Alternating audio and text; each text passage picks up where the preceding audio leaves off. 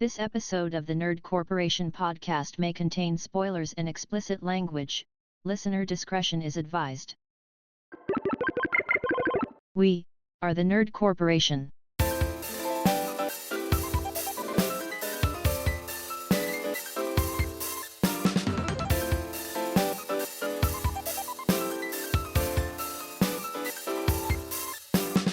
What up, everybody? It's 2025, and it's Thursday. You know what that means. Crack one open with the boys. It's good time to crack one over with the boys. Yes, that, and it's podcast day. Oh, Very important podcast day. It is a very important podcast day, and we are back from hiatus. My name is Eddie Lyon, and New Year, same me, fuck y'all, pussy money weed. Pussy money weed. With me, as always, is Cole Simper. New year, new me.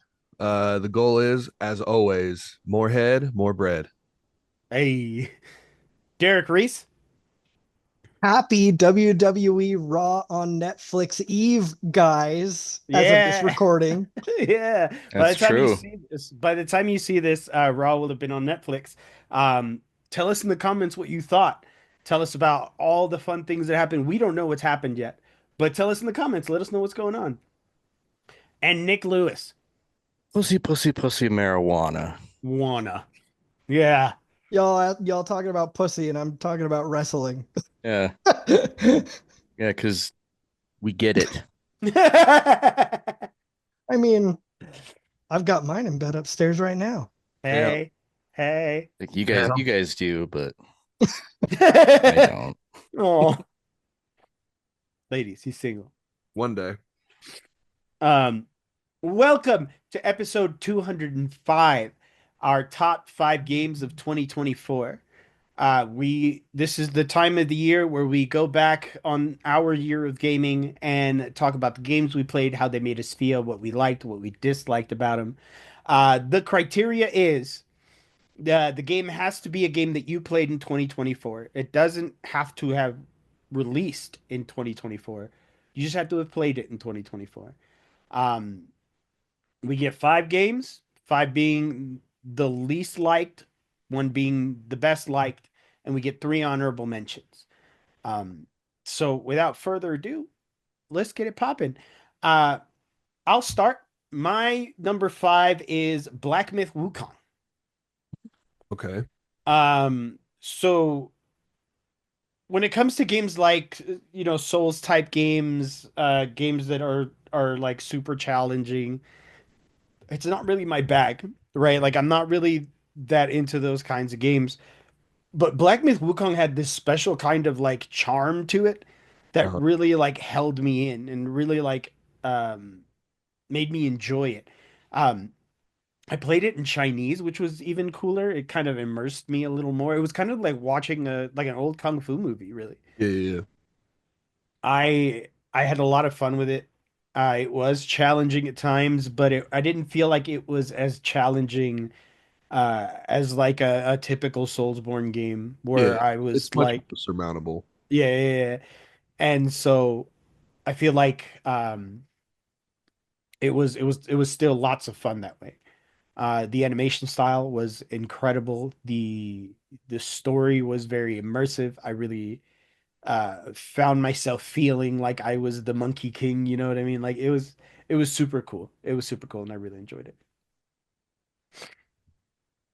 Hell yeah, man. Congratulations. Hell yeah. Hell yeah. I like that pick for you. For Nick, God's what's your sake. number 5? My number 5 was untypical game for me. I guess or in the group of friends here, but my number 5 goes to a game called Broken Sword 5: The Serpent's Curse. Dude, That's it. You're fired. the video Get out of here. the video games you choose sometimes have the most weird titles. Yeah. Well, okay, so What the a little fuck? bit. So these games, a little bit of backstory. Um, when I was younger, I like when we had one of our old family PC, when you have the family PC that gets Mm-hmm. infected because Right. you have Because to of all the download all your LimeWire. music. Yeah. So Or I found porn.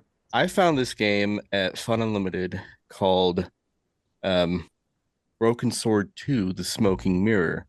Okay. And I just bought it. It was like I bought it for like $3. You know how they have like Nice. their super cheap old PC games.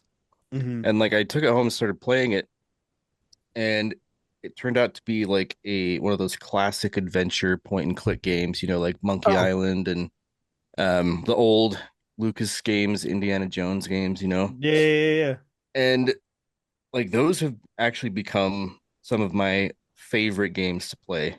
So this one I don't think this one came out in I think it did come out in 24. What kind of game is it? So it's the PC game, you idiot. He yeah. said that already. Is it a point and click game? Is that what you mean? Yeah, it's a point and click game. These kind of games are point and click adventure, kind of like Yeah. each game has kind of I don't know, I want to say it's kind of akin to Indiana Jones with like the old like ancient ruins and mystery solving and stuff like that. But Yeah. the dialogue for these games are like really dumb sometimes, but it works for the game.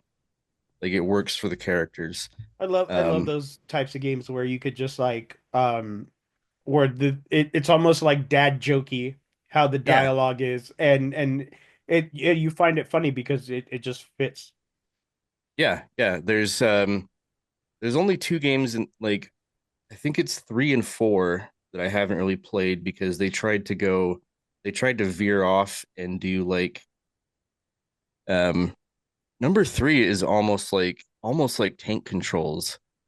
Oh, They okay. tried to do that 3D style Like for three, RE1. yeah, like for 3 and 4. And I have all the games and I've tried to play those games on multiple occasions, but I just can't get into it because the other games up until that point are all kind of like a cartoon style.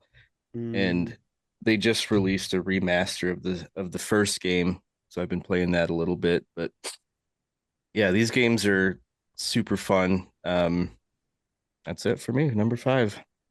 Derek, what's your number 5? So I went ahead and the other day and downloaded and started playing like maybe a month ago.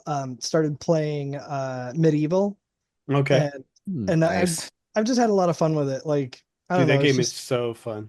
it's just really like I really like the art style a Hmm. ton. The art style is really Um, fun. but like just how kind of quirky it is, Hmm. just really is enjoying. Like What's I'm the, really enjoying how what's the main just character's name?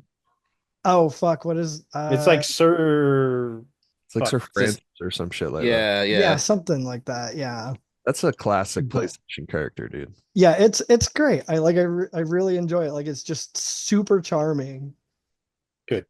Hell yeah. Cole, number 5? Number 5 belongs to Helldivers 2.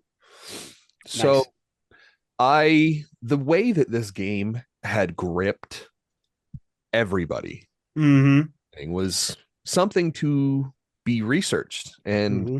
explored because it was like crazy how all over the map this game was. And, we had a solid chunk of time. I'm going to pull it up on my Steam because I want an exact number of how long I played that game because it was, one of those ones where, and there was a lot of shit out right around that time of year.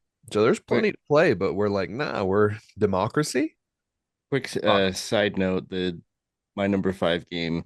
I was like, I think it came out pretty recently. It was 11 years ago, but it has good Yeah, like animation style. 2024. So Sure. Yeah. Hell yeah. about 90 hours. That's crazy. And mhm. I really want to jump back in. I think that this new update sounds fucking fantastic. And the way that it ties it back into the first game is really cool because now everything is here. Now all of the enemy factions are here. And I think it takes place on Super Earth, which is very cool. Like lots of save states and Oh, everything. okay. We need to go back. We need to go back so bad. Like Yeah, we I might have to.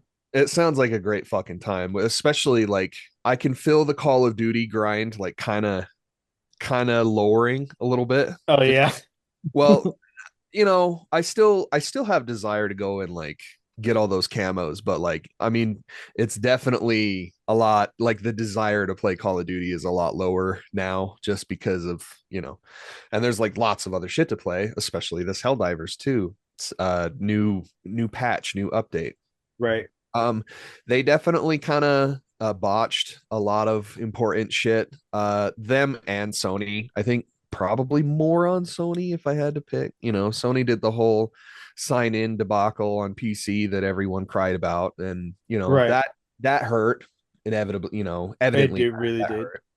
And I think that like I think they learned some valuable lessons in not fucking with the formula too much. Because what Arrowhead, the devs did, is they went in and they constantly tweaked things. They constantly went in and just made shit unfun to Yeah. like, they made it fair in a PvE. And it's just like, that doesn't make a whole lot of sense. No. Why can't the shotgun just be this insane, like obviously not broken, Right. but it's not like the shotgun was never like broken. It felt slightly overpowered. Right.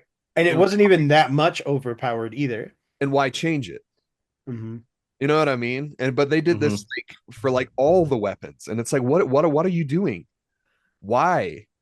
And it seemed really strange to me because it just felt very shoot yourself in the foot type of vibes because Agreed. it just ruined the fun. So Yeah, that's what ruined it for me.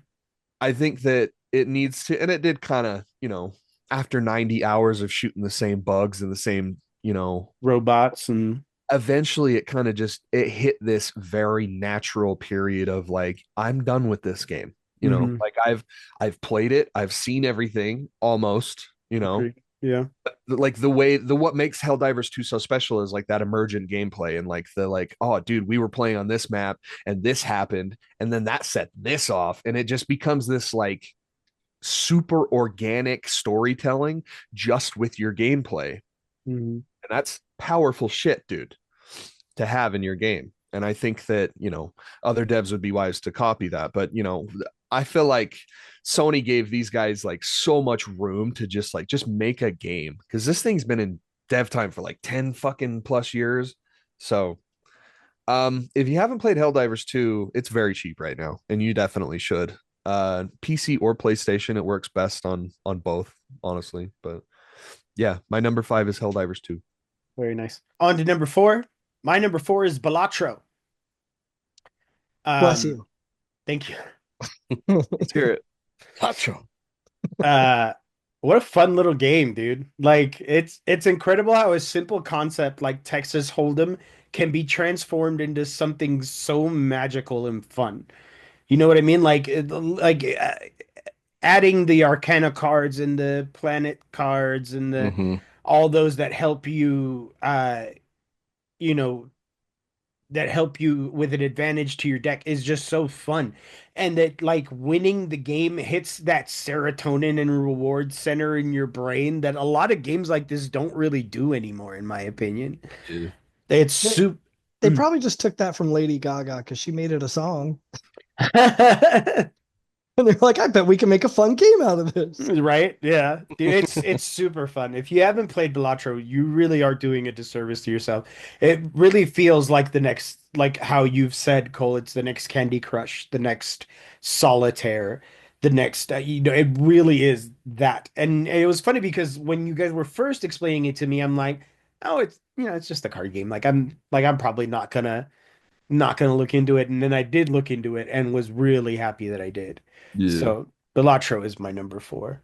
I'll piggyback off that because my number 4 is also Balatro. Mhm. It's just this wonderful peanut butter and jelly of poker and solitaire that just wonderfully melds together with this insanely creative idea of giving you like an entire deck's worth of jokers that are modifiers of the gameplay.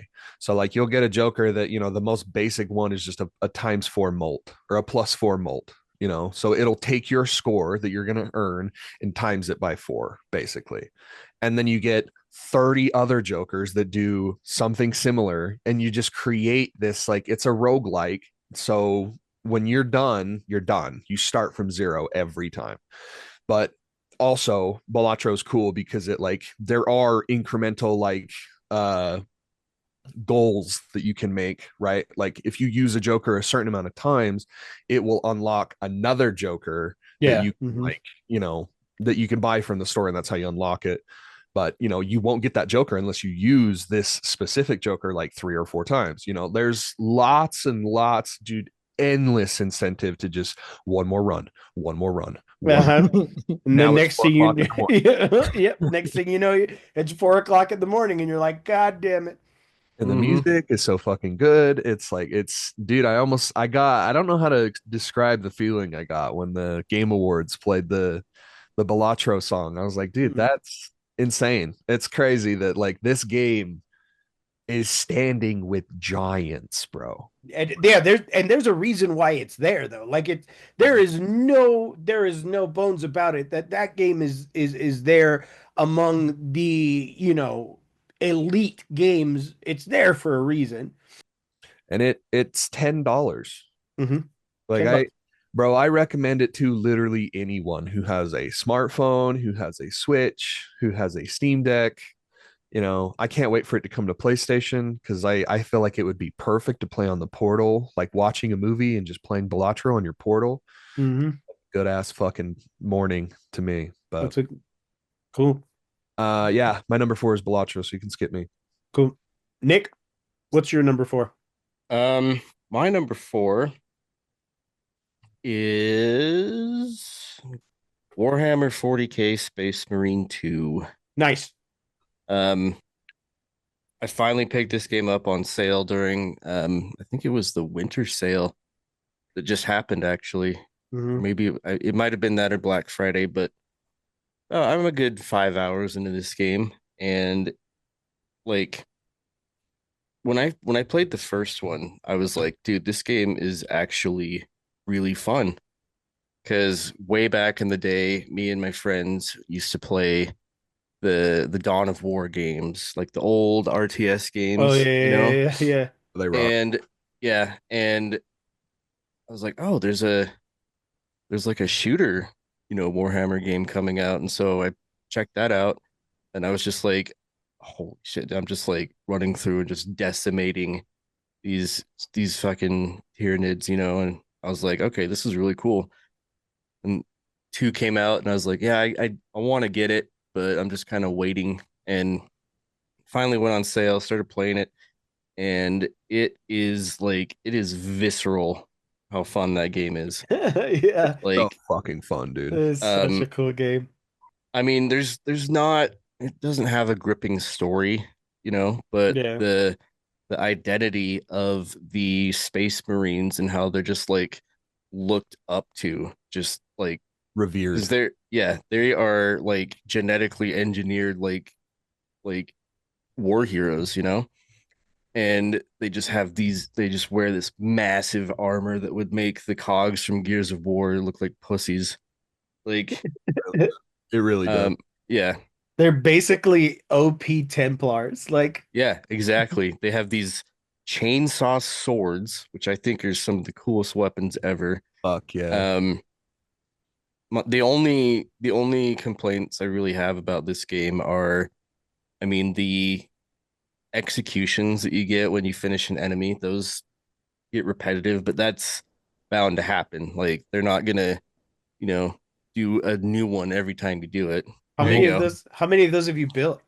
Just this guy. Just that. Just the one. Just this one right here. Okay, Henry Cavill. I think you need to slow down on your Warhammer 40K. Like you're getting in a little too deep. He bought the whole fucking set to it. Yeah.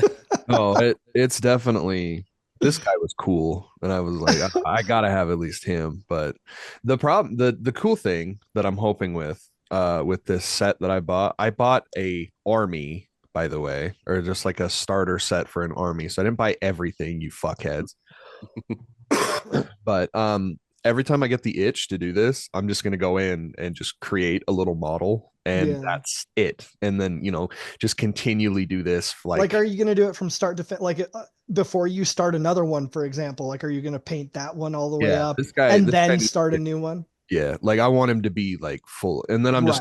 I'm gonna place some like everywhere Dude, in I my had Nice. fun.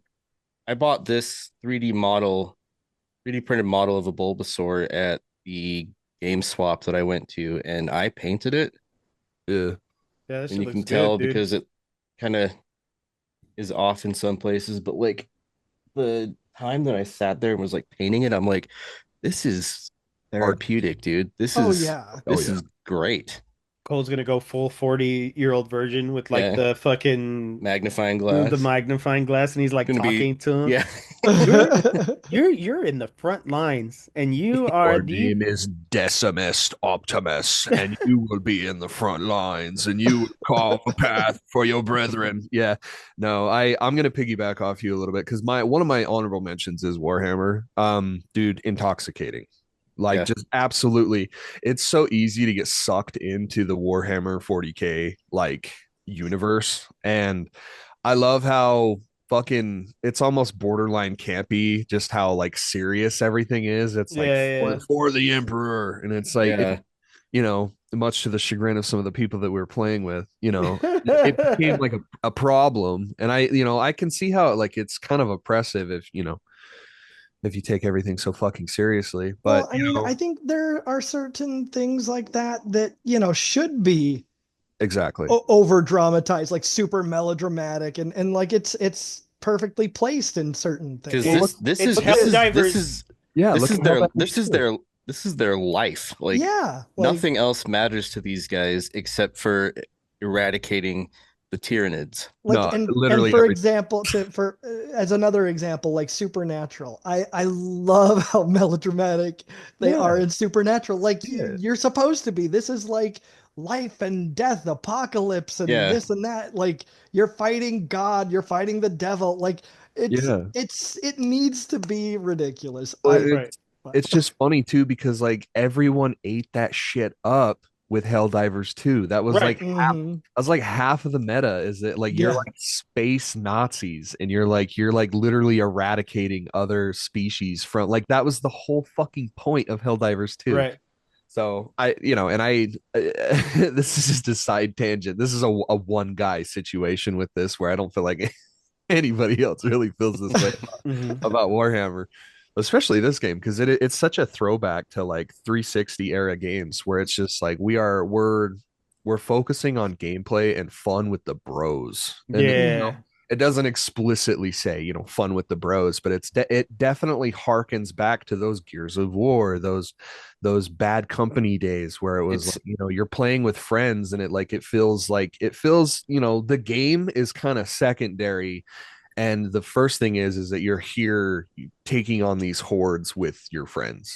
And it's yeah, go it's ahead. it's it's not the same level of fun with the bros as like maybe Call of Duty or Helldivers too, but because I played online once and it was that mission where you have to send another squad to distract them with a Oh bomb, and then yeah. you play as those guys, but it's like online. hmm Yeah, I that shit thought is I very thought that was awesome, dude. that's It was pretty.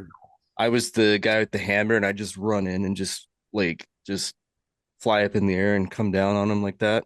Hell yeah. But I I thought that it, was awesome. yeah, it's just an intoxicating universe, It and Yeah, really is. there's like dozens of games. Like it doesn't have to be this third person shooter. To be fair, it's a really fucking good one. let me Shout out let's the see. game One, mechanic two, where you three, parry something and then there's a seven.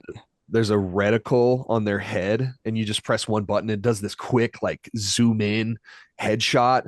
I think that should be in every fucking game with a gun. Like There it's are there are 9 games in my library that start with Warhammer alone. Nice.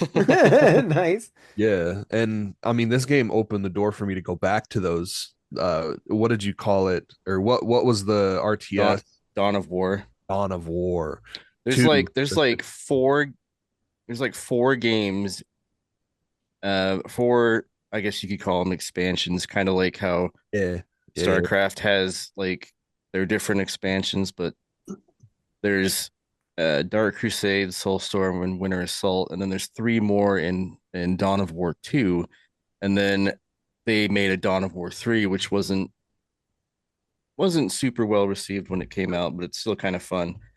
And then I have both of the Vermintide games as well, which are really fun if you like Left 4 Dead. For Dead, yeah. So my number 4 is, and I don't think any of the rest of mine are going to be surprising. Mhm. Just the rest of your But list is World of Warcraft. yeah, World of Warcraft this week, and then this week, and no. This expansion and that yeah. expansion. there was this not expansion, but man, what's the word I'm looking for? Oh well, whatever. Um, so my number 4 is Fallout 76. Oh, look at that. I misspelled it. I only put one L in Fallout. Salute. Idiot. Fallout. Fucking Fallout. dumbass. Fallout. Fallout. Fallout 76. Um, I'm surprised it's down there.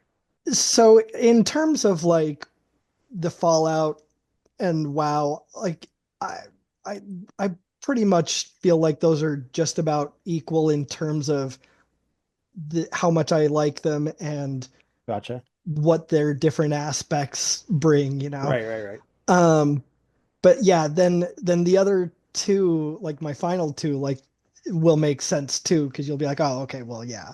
Okay.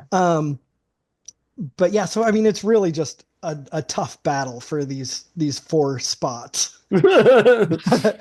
But yeah, no, Fallout 76. I mean, I've had a ton of fun with Good. it. I mean, especially just because this is something that I have always wanted in World of Warcraft, and something that we had been promised at one point many years ago when they in the lead up to the Warlords of Draenor expansion, was that you're gonna have like your own little, you'll be able to like build your own place and have your own thing, and that's what Fallout 76 has with camps, you know. And they we got sort of a bastardized version of that in Warlords of Draenor, where it ended up being, well, everybody gets sort of a camp, but it's like this cookie cutter thing where you have certain plots that you can put certain things in, and there's some variation between what you can, you know, maybe you want to put a garden, or as opposed to,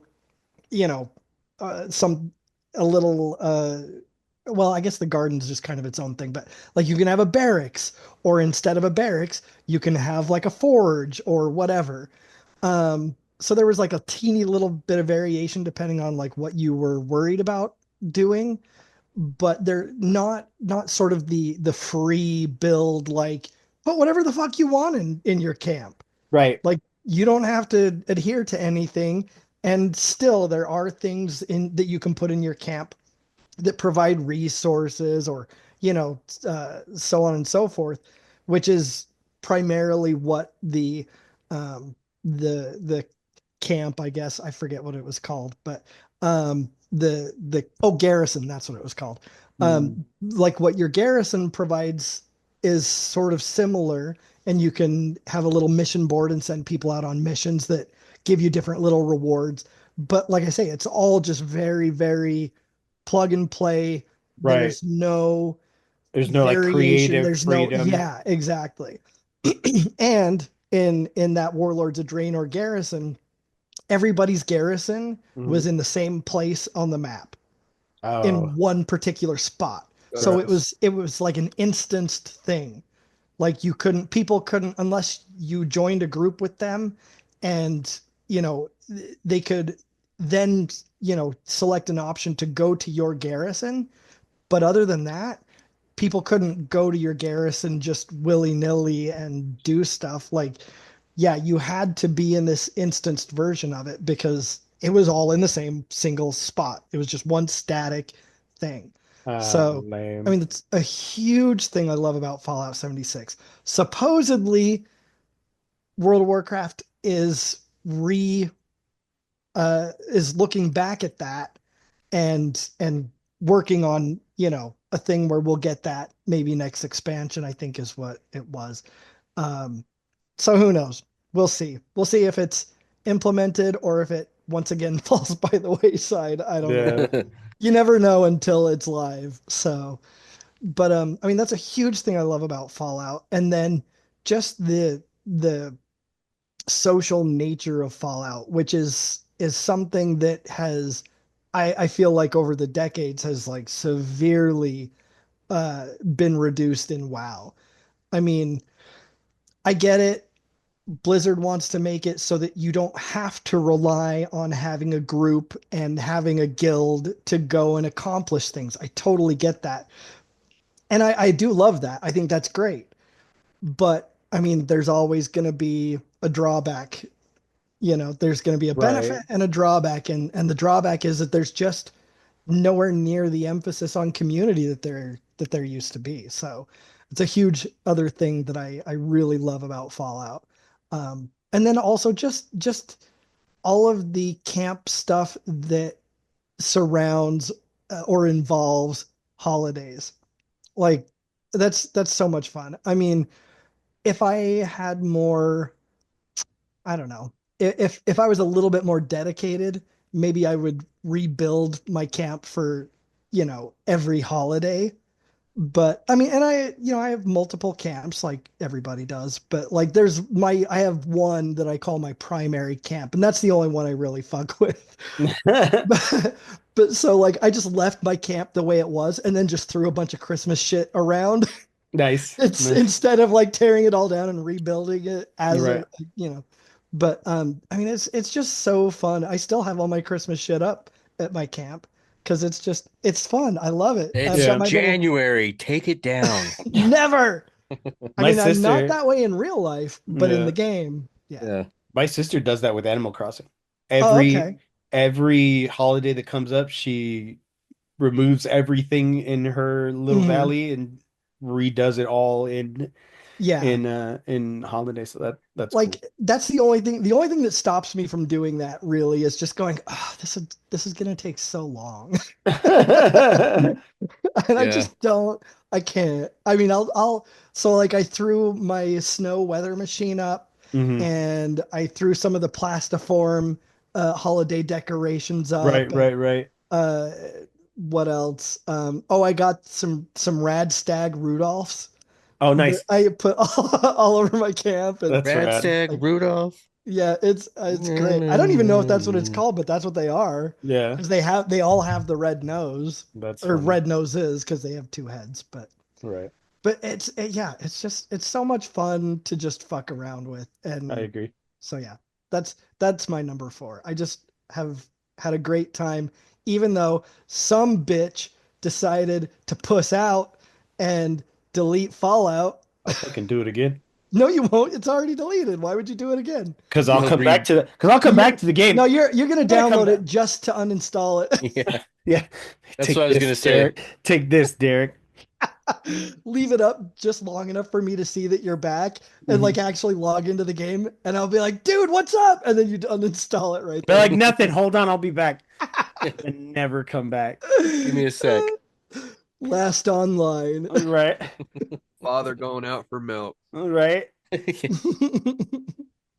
All right. So Yeah. now it's time for number three. My number three is Starfield. Okay. Now, everybody who knows me well knows the abusive relationship I have with Todd Howard and Bethesda. I Right. mean, as we all do, Eddie, you just really. got to get out. However, with Starfield, kind of feel like Todd's still a good guy. He can change. I can make him better. I'm so He- fucking disappointed in you. He only hurt me last time because he had a lot on his mind. His new leather jacket got caught on something, on something sticky and it ripped it. So now he's gotta go buy another one. You know. It's actually my fault for expecting so much of him. This game doesn't reinvent the wheel, when it comes to story-driven RPGs, but it does shine in the way that Bethesda games shine. The fun missions, the the fetch quests and funny dialogue that just give that charm that only Bethesda can give you. The shipbuilding is super fun. I was not It, expecting the shipbuilding to it be really so is. immersive and and and great. The side quests are always super crazy and kooky and wild. And Well, I let me ask you this. Is there a Rose style, like, trillion leg chain? Not Like, yet, not yet. oh, Yeah. man. But there are some pretty big there are some pretty long quests in there that really do well. Like there's this one where you have to go undercover and you have to infiltrate like Hmm. the like pirate, the space pirate clan or whatever, and doing all that.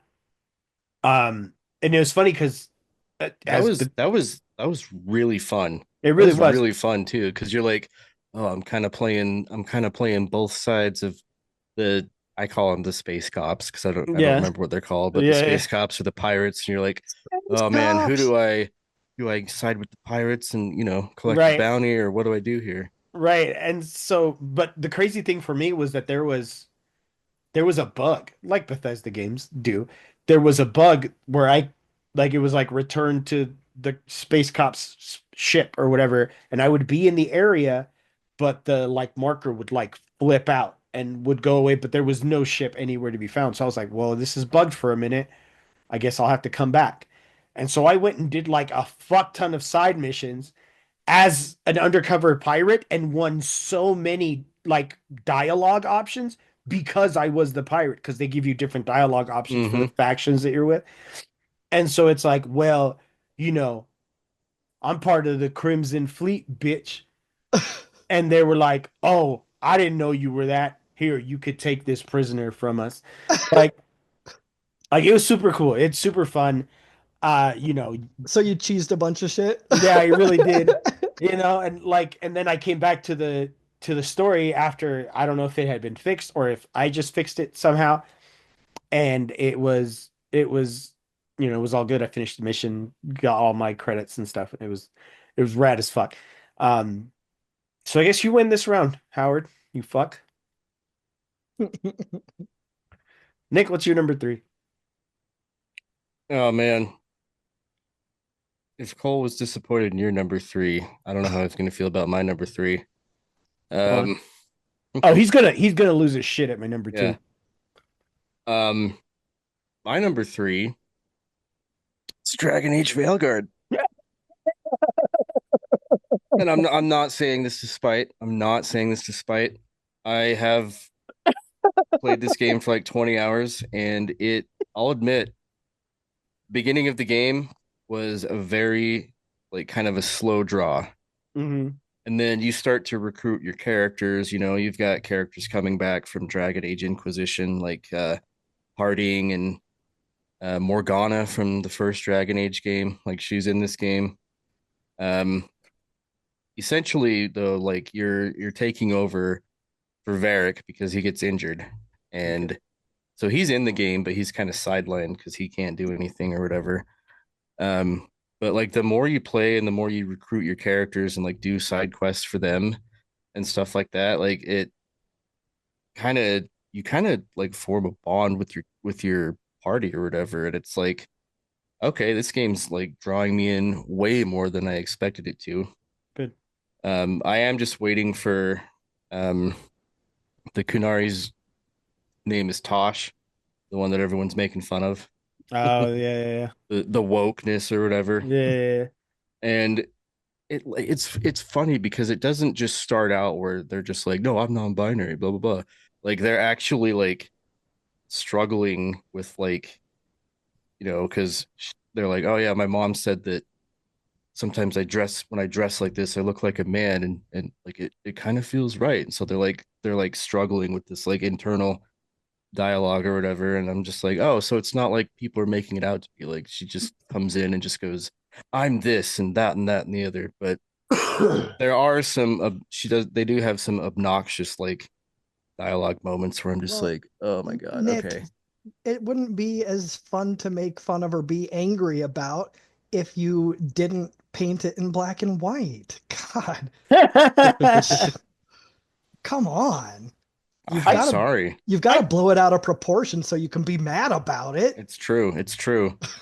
I get it though. Like I mean, there are times and places for things in games where, you know, sometimes it won't like in a space where it's like fantasy and you know there are magics and dragons and things about it the whole emphasis on being non-binary is where it kind of becomes a little jarring because you can you can be non-binary and not have it be a part of the story, right? Like you can have this whole Yeah. non-binary thing. You can be transgender, you can be gay, you can be whatever you want. You know what I mean? Because this game is a game for fantasy. This game is a game to expand your imagination however you want it to, without it having to be this emphatic punchline, I think. You know what I mean? It almost feels like it I does it yeah, disservice.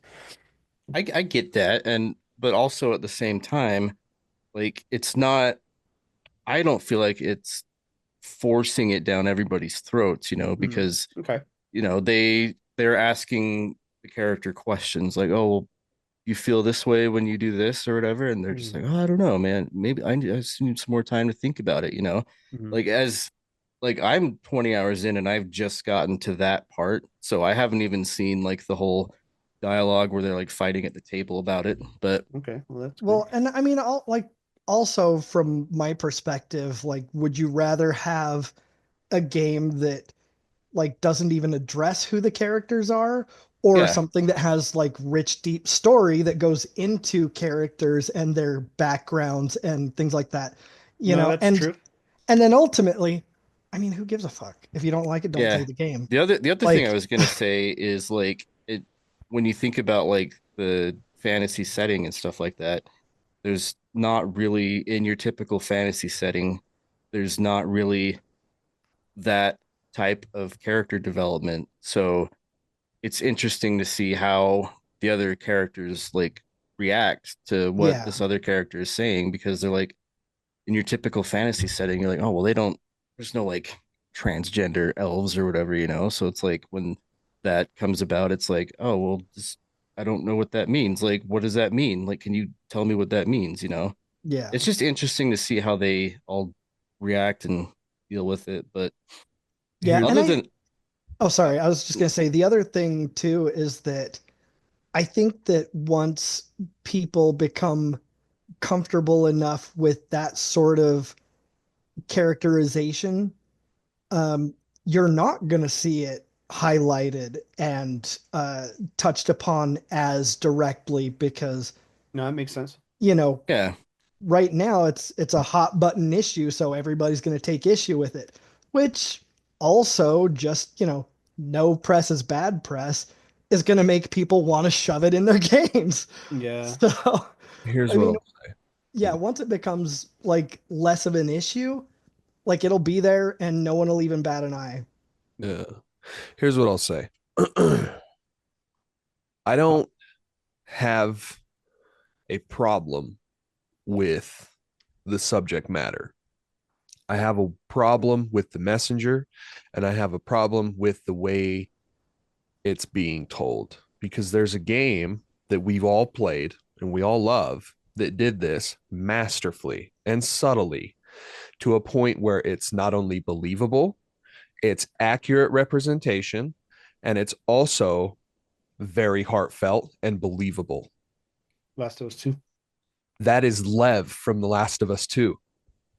This person is transgender, is, what, however you want to identify as that, like, is a transgender person, like, believes that she is or they are not of the same, and it's not like a feeling, it is a feeling, but it's like a meaningful feeling Hmm. where it's described in their cult, because they're in a fucking cult, right? What the Seraphites. Hmm. mhm. they're segregated, that the men go to war and fight and the women do, the womanly stuff, the cooking, the cleaning. It's very, it's sexist.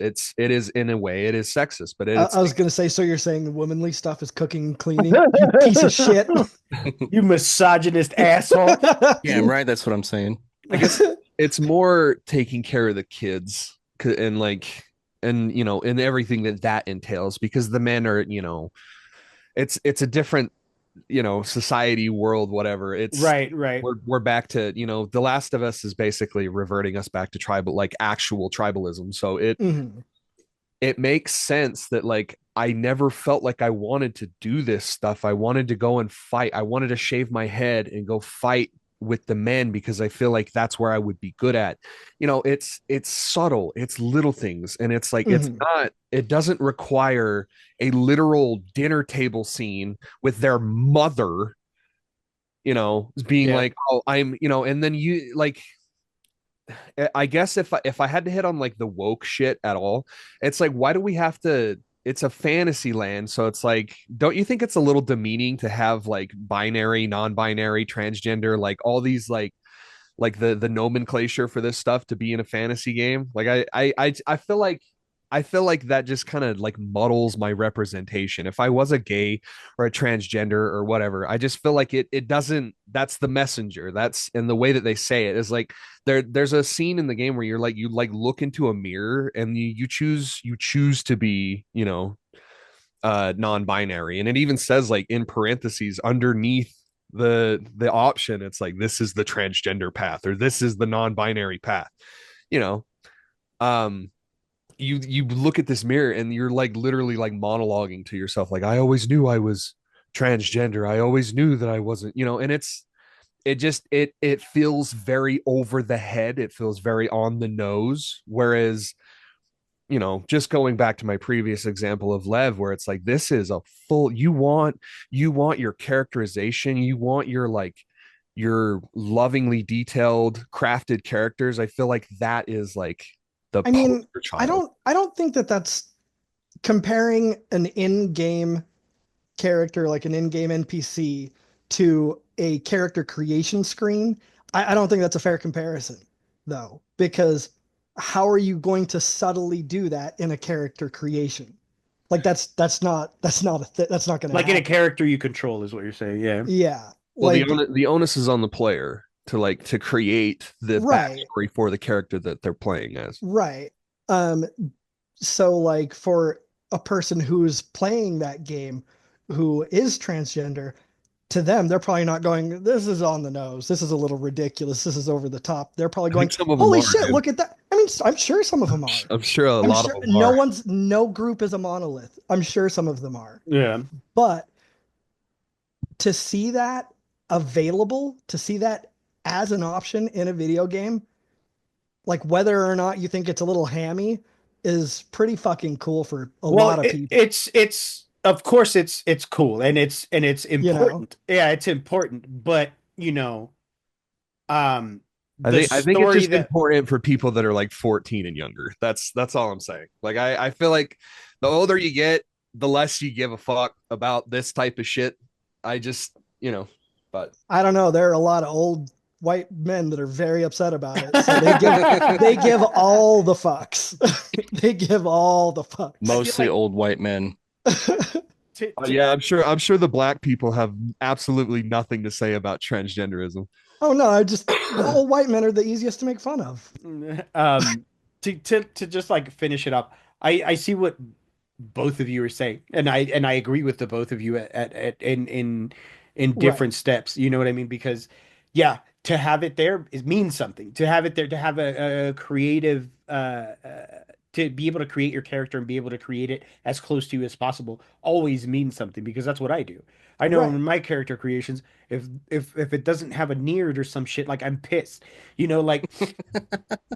Like I uh He's neardosexual. yeah. But I feel like you can still do that while not, to Cole's point, having a whole conversation about it at the dinner table with dialogue and doing all of that. See, I yeah, I haven't come across that scene yet, but what I was getting at is I thought they tastefully, the way they kind of Mhm. introduced that thought process and that mindset Like Right. into like, incrementally. Right. It yeah, wasn't like just like a here's it this. was just like Yeah. I'm non-binary, and if you don't like that, then fuck you. Like Yeah. it was just like a, oh, That I guess dialogue I is don't know. literally in the game. Like, I'm there are I'm moments where that 23 hours in and I haven't seen it yet, but I have seen the clips, Yeah. look, but I'm not trying to be a fucking bad guy against this game. I oh, just I I know. think that you deserve better. That's all. And I do think that like that's why I use the Lev comparison is like, dude, they're and even though you don't find it as like as compelling as a reason because it isn't a creative character. I understand that. I feel like it's still No, like the way that the Lev story was handled was very much a more artistic way than just, hey, mom and dad, I'm Yeah. non-binary and that's it. You know what I mean? Like that's a like and in my opinion, that hits that line where it's a little over the top. But like to Derek's point, I get why it's there because right now that's the hot button topic. People are Yeah. talking about this game. People are saying all the things that they're saying because of this hot button topic. Well, And and like, and to Nick's point, like, I mean, a clip of, somebody saying that out of context is obviously like, oh, come on. But like Nick was saying, where it's introduced incrementally and it sounds like it Yeah. kind of ramps up from there, obviously you're going to get to a point with your family if they're just ignoring, where Mhm, you're like, fuck you, I'm non-binary. Like, mhm. that's gonna happen. Yeah. So it may make sense in context. I don't know because I haven't played it, but like that could make actual sense In within I will the say, framework of the based story. on the character, like in context, like Tosh has always like clashed with their mom, like on everything. So like in Yeah, context, it makes sense. But I can get that where if that's the first thing you see of this game, you're just like, oh brother, here we go right. again, But Exactly. so yeah, I get where everyone's coming from, but that all that aside, the story is really great. Um, I picked a warrior class and combat can get kind of repetitive, but I do want to go and try it again as a Well, different you don't class. normally But do like you don't normally start off with a warrior class, do you? Like I know Eddie likes warrior classes. I do normally it. no, but I did want to try it because in Inquisition I was always the rogue, and that's usually what I Oh, am okay. like in All right. I any was I was gonna ask you like what your yeah go-to fantasy is. setting game. But What about you, Cole? I What's always your go? go unga bunga swing big stick. I always go with Barbarian. Yeah, you See, like I'm all about hunter or, rogue because a lot of yeah, a lot of games sort of yeah. mix the two into one class, but The I'm the same. closer I can get to guts is Right. if I can be guts in see, anything, I'm gonna be that. I love being just the sort of lazy stand around guy that's just like pew pew pew. That's Yeah, that's my I like that. It's my Have you deal. checked out Path of Exile 2? Mm-mm. You that's a good game. should, dude. You really should. It's only $30 right now, too. Yeah, you want to know how much money I have for games right now? Okay. Like I'm so poor, and I'm totally stealing this joke, but I'm so poor that the only games I can afford are games that pay me to play them. They have to give me money to play them, and then I can play them. What an That's accurate description of employment. yeah, right. yeah, Right. Any fucking job ever. I'm just playing games to get paid. yeah, exactly. Cool. Did it was that all on your number three or That's all I got on that one. okay? Derek, what's your number three? So I went with WoW for my number three. Okay. I mean, it's obviously like my staple game. Yep. Um, and I might not have even put it at three just because again, like my list for at least in my like heart is very competitive. Um, but man, this expansion has been so much fun. Oh yeah. Um, my guild, and like I said, going back to community, like my guild has been really like everybody's just been jumping in together on things and really going ham with uh I mean we're about to start doing mythic of the raid, because there's the normal, heroic, and then mythic. I mean, there's also raid finder, which is below normal. But anyway, we're about to start doing mythic. We've been plugging away at high keystone dungeons. Um, and it's just been a lot of fun. I feel like the affixes they have for the dungeons are, you know, fun and challenging, yet, simple in terms of making sure that you're on top of them and everything. And of course, being a hunter, there are some affixes I can just feign death and get rid of, Right. which is very super handy. But yeah, so it's been a lot of fun. And it's been a lot of fun with just, there's this new little island called the Siren Isle that gets you a brand new ring, and the I like the concept of the new ring, because it's just a ring with some base stats, and then it has 3 slots for specific kinds of gems. And so you go and you farm these rares to, or you can buy them depending, but you go and you get the specific gems that are going to be best for your class. The only thing that sucks is that uh there are different gems that are better for single target fights, and then there are other gems that are better for multi-target or AoE type fights. Okay, yeah. Um, and they make the rings so that you can remove and add gems, as needed. So that's great, but you're still having to do that like every time, like, which, if you're going into the raid, yeah, you've got like a multi-target fight, single target, multi-target, single target. So you're constantly going back and forth and swapping out gems over and over and over and fucking over again. Mhm. Like, I really wish you could have two of the ring and just have the ones you need, the gems you need on each ring. That way you're just swapping the ring out Right. instead of removing 2 gems off of here and adding 2 more and swapping back. Like, swapping the ring would be so much faster and easier. Yeah. Like that would be such a quality of life improvement, in my opinion. Agreed. But yeah, no, other than that, like, the new island has been fun. There have been some bugs, of course. I mean, Blizzard is, Mhm. I would say, on par with Bethesda in Yeah. terms of bugs. The only thing, well, I guess this isn't that much different. If it's old content, they don't give a fuck. Like, Yeah. they're not going to fix it, or they're going to take their sweet ass time fixing it. Like, if it's super important to, like, to certain things, yeah, they'll go back and fix it eventually. But if it's not new content, like, Yeah. quit bothering us. So that's your number 3. Right. Cole, what's your number 3? My number 3 is Astrobot. Yeah, hell Ah. yeah. What a lovely, lovely little game. Oh that yeah. If you are a fan of old platformers, of like, man, if you're a fan of any of the Mario games at all, I think you should give it a shot.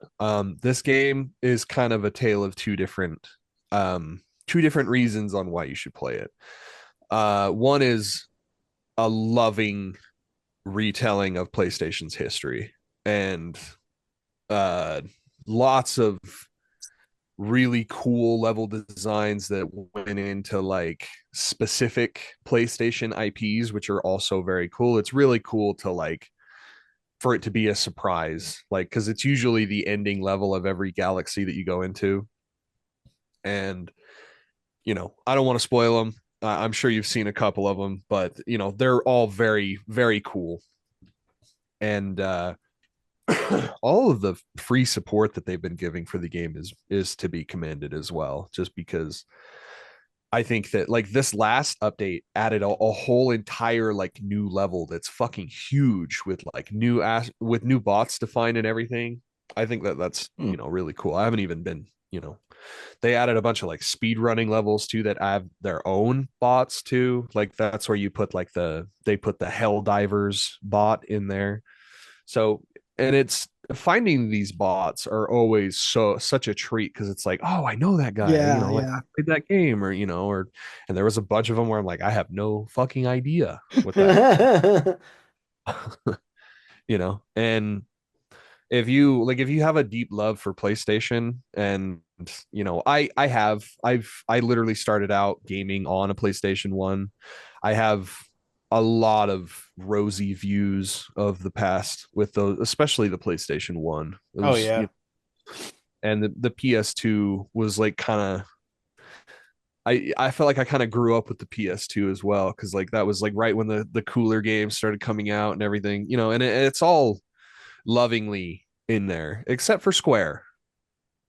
Square didn't want to provide anything at all. No Wow. characters, no stages, no nothing. So Dicks. Final Fantasy, Kingdom Hearts, nothing, none of those are there, which is crazy because those are Lame. like integral, I mean, integral. like I'm sure that's not going to be anything that like necessarily hurts them to not, It didn't. provide, but at It the same time, it's like, come on, man. it Don't just don't makes me be look at you like you're a fucking yeah, stick like in the mud. don't be stingy assholes. Come on. It's Mhm. crazy because they did with the pack-in title for the Yeah. PS5. They literally have like, and they were stingy back then too. All they gave was like they gave the Buster Sword. It was like the Cloud Sword just stuck in like in its pose, and that was it. That's all Square gave for Final Fantasy representation, for Kingdom Hearts Wow. representation. Like it's just shockingly missing. But uh, go Um, ahead.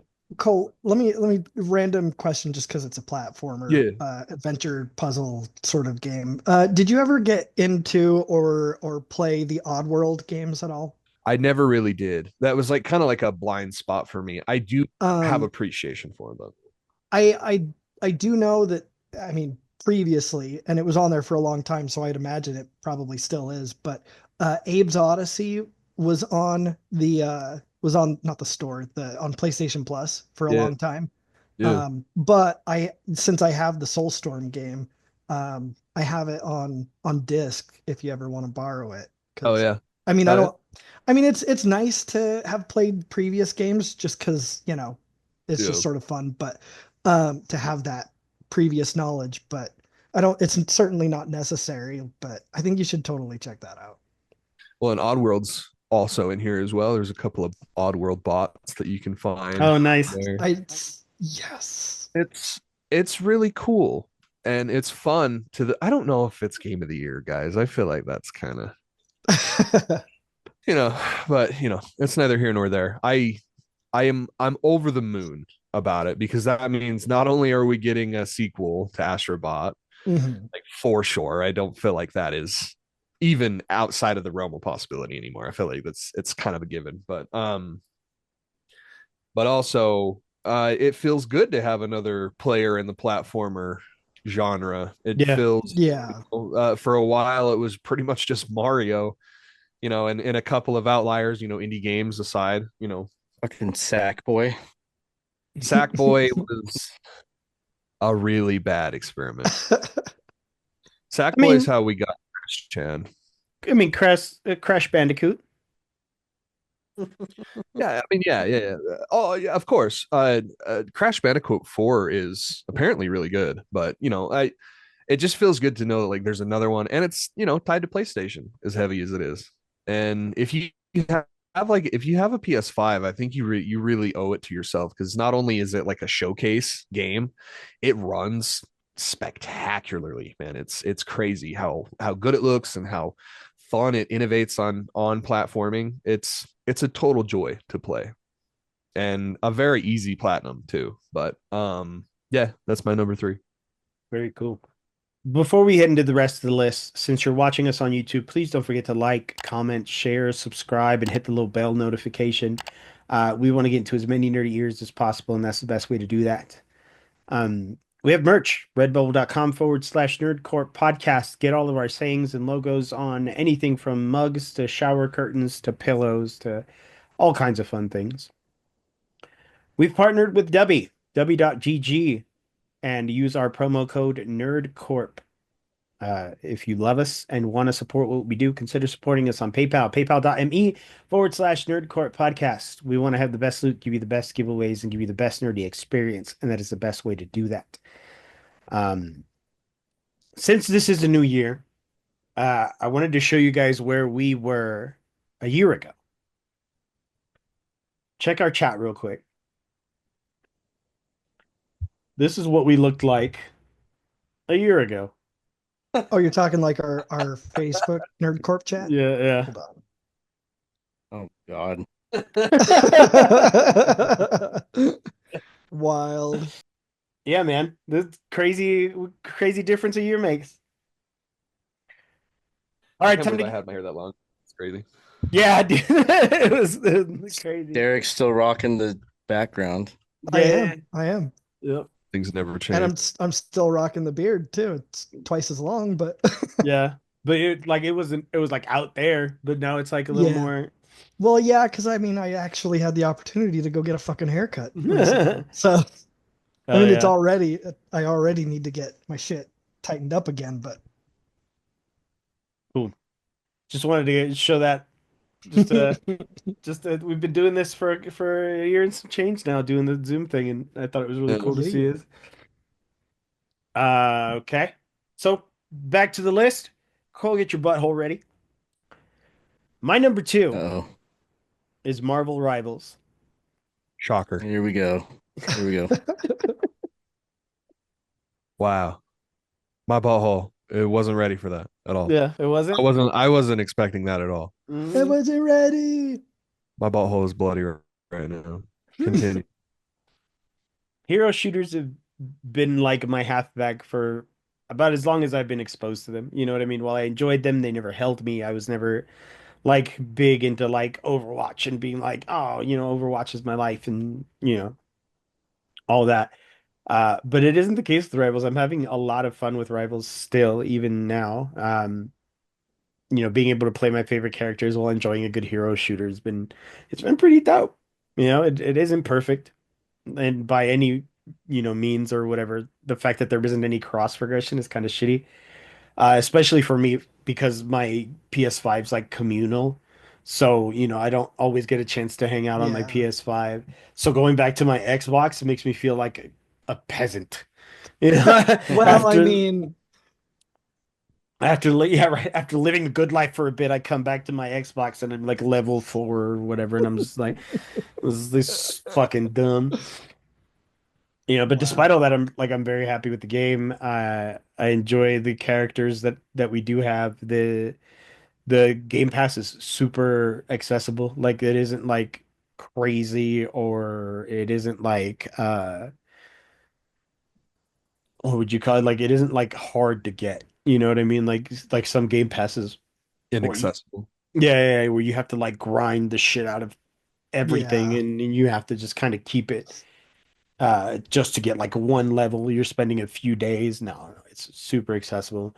The like daily quests and the weekly quests and all that stuff like give you significant amount of experience points to where you can buy your things and get your cosmetics and stuff. And so it's really fun. But yeah, Marvel Rivals is my number 2. Hell yeah. See that Fantastic Four is coming.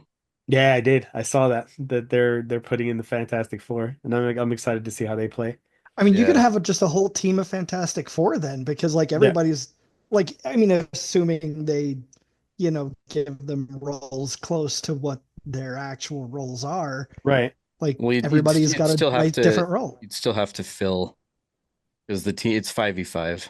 Oh yeah. Oh, gotcha. But I got a Fantastic Four for you right Oh, here. do you? Oh, do you? Do you? Is it full of hatred? Because that's what you are. very fantastic. What? I have said nothing. This entire podcast. You don't even need to. We know. Nick, what's your number 2? My number 2 goes to FF7 Rebirth. Nice.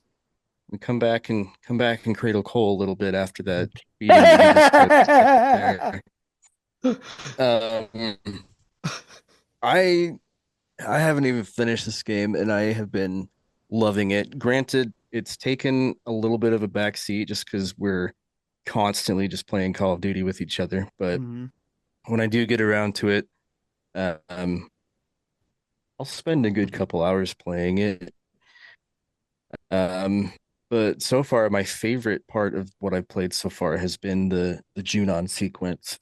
Um, just super fun. It was really cool I putting on didn't, like the Shinra garb and yeah, seeing and Eric in doing the the dance, yeah, doing the dance and or the not Do the not dance, dance. but like the moves the and stuff march. like that. Yeah, where it's a quick time event, but the way that it kind of swirls around and I did um, that shit I had to restart that so many fucking times because I had to get it perfect. oh, I did. I don't know what you're talking about, man. Damn. Yeah, Um, perfect first try. Damn. Sucks to suck, Cole, I guess, you know. um, it's just crazy because like the fact that they integrated Yuffie into the assassination attempt was crazy too. Like I didn't see that coming because everything I was like, oh, this like I know what's gonna happen, and then I was like, maybe I like or do I know what's gonna happen? Well, yeah, that, But that part's like new. Like 'cause yeah, in the my original game, they didn't even try to kill Rufus. no, In June. no, no, they did not. But I loved the one of my favorite parts about that part though was the like the camaraderie that you get between Cloud and those three main soldiers. Mhm. Like it Keep playing the game. humanized them. Keep Yeah, playing the it game. They come humanized back. them. Well, It's okay. and keep doing like the side quests and shit. Cause dude, everything in that game, like it's one of those games where it's like I don't care if you find the side quests like boring, you have to play them because it's like half the charm of this game Yeah. specifically is like is all of like and it spans like of like all the characters, everybody's brought back like in a loving way. And just keep playing the game and please play the side content because it's all very good. You don't have to Yeah. like you don't have to like do all of the Ubisoft shit. You don't have to do like all of the like uh, identifiers on the map. You don't have to do any like all of them, but I do Yeah. heavily recommend everything that's green. You got to do it. No, that's another reason why I'm like only at that part in the game because I've been like running around trying to do, whatever I can do. Yeah, But yeah, that's I'm not even probably not even halfway done with it and I'm already loving it. It's a great game. Oh yeah. Cool. Derek, you're number two? My number two is going to be Diablo IV. Diablo Um, Ivy. yep, Diablo IV. Um, Yeah, Diabliv. Diablo.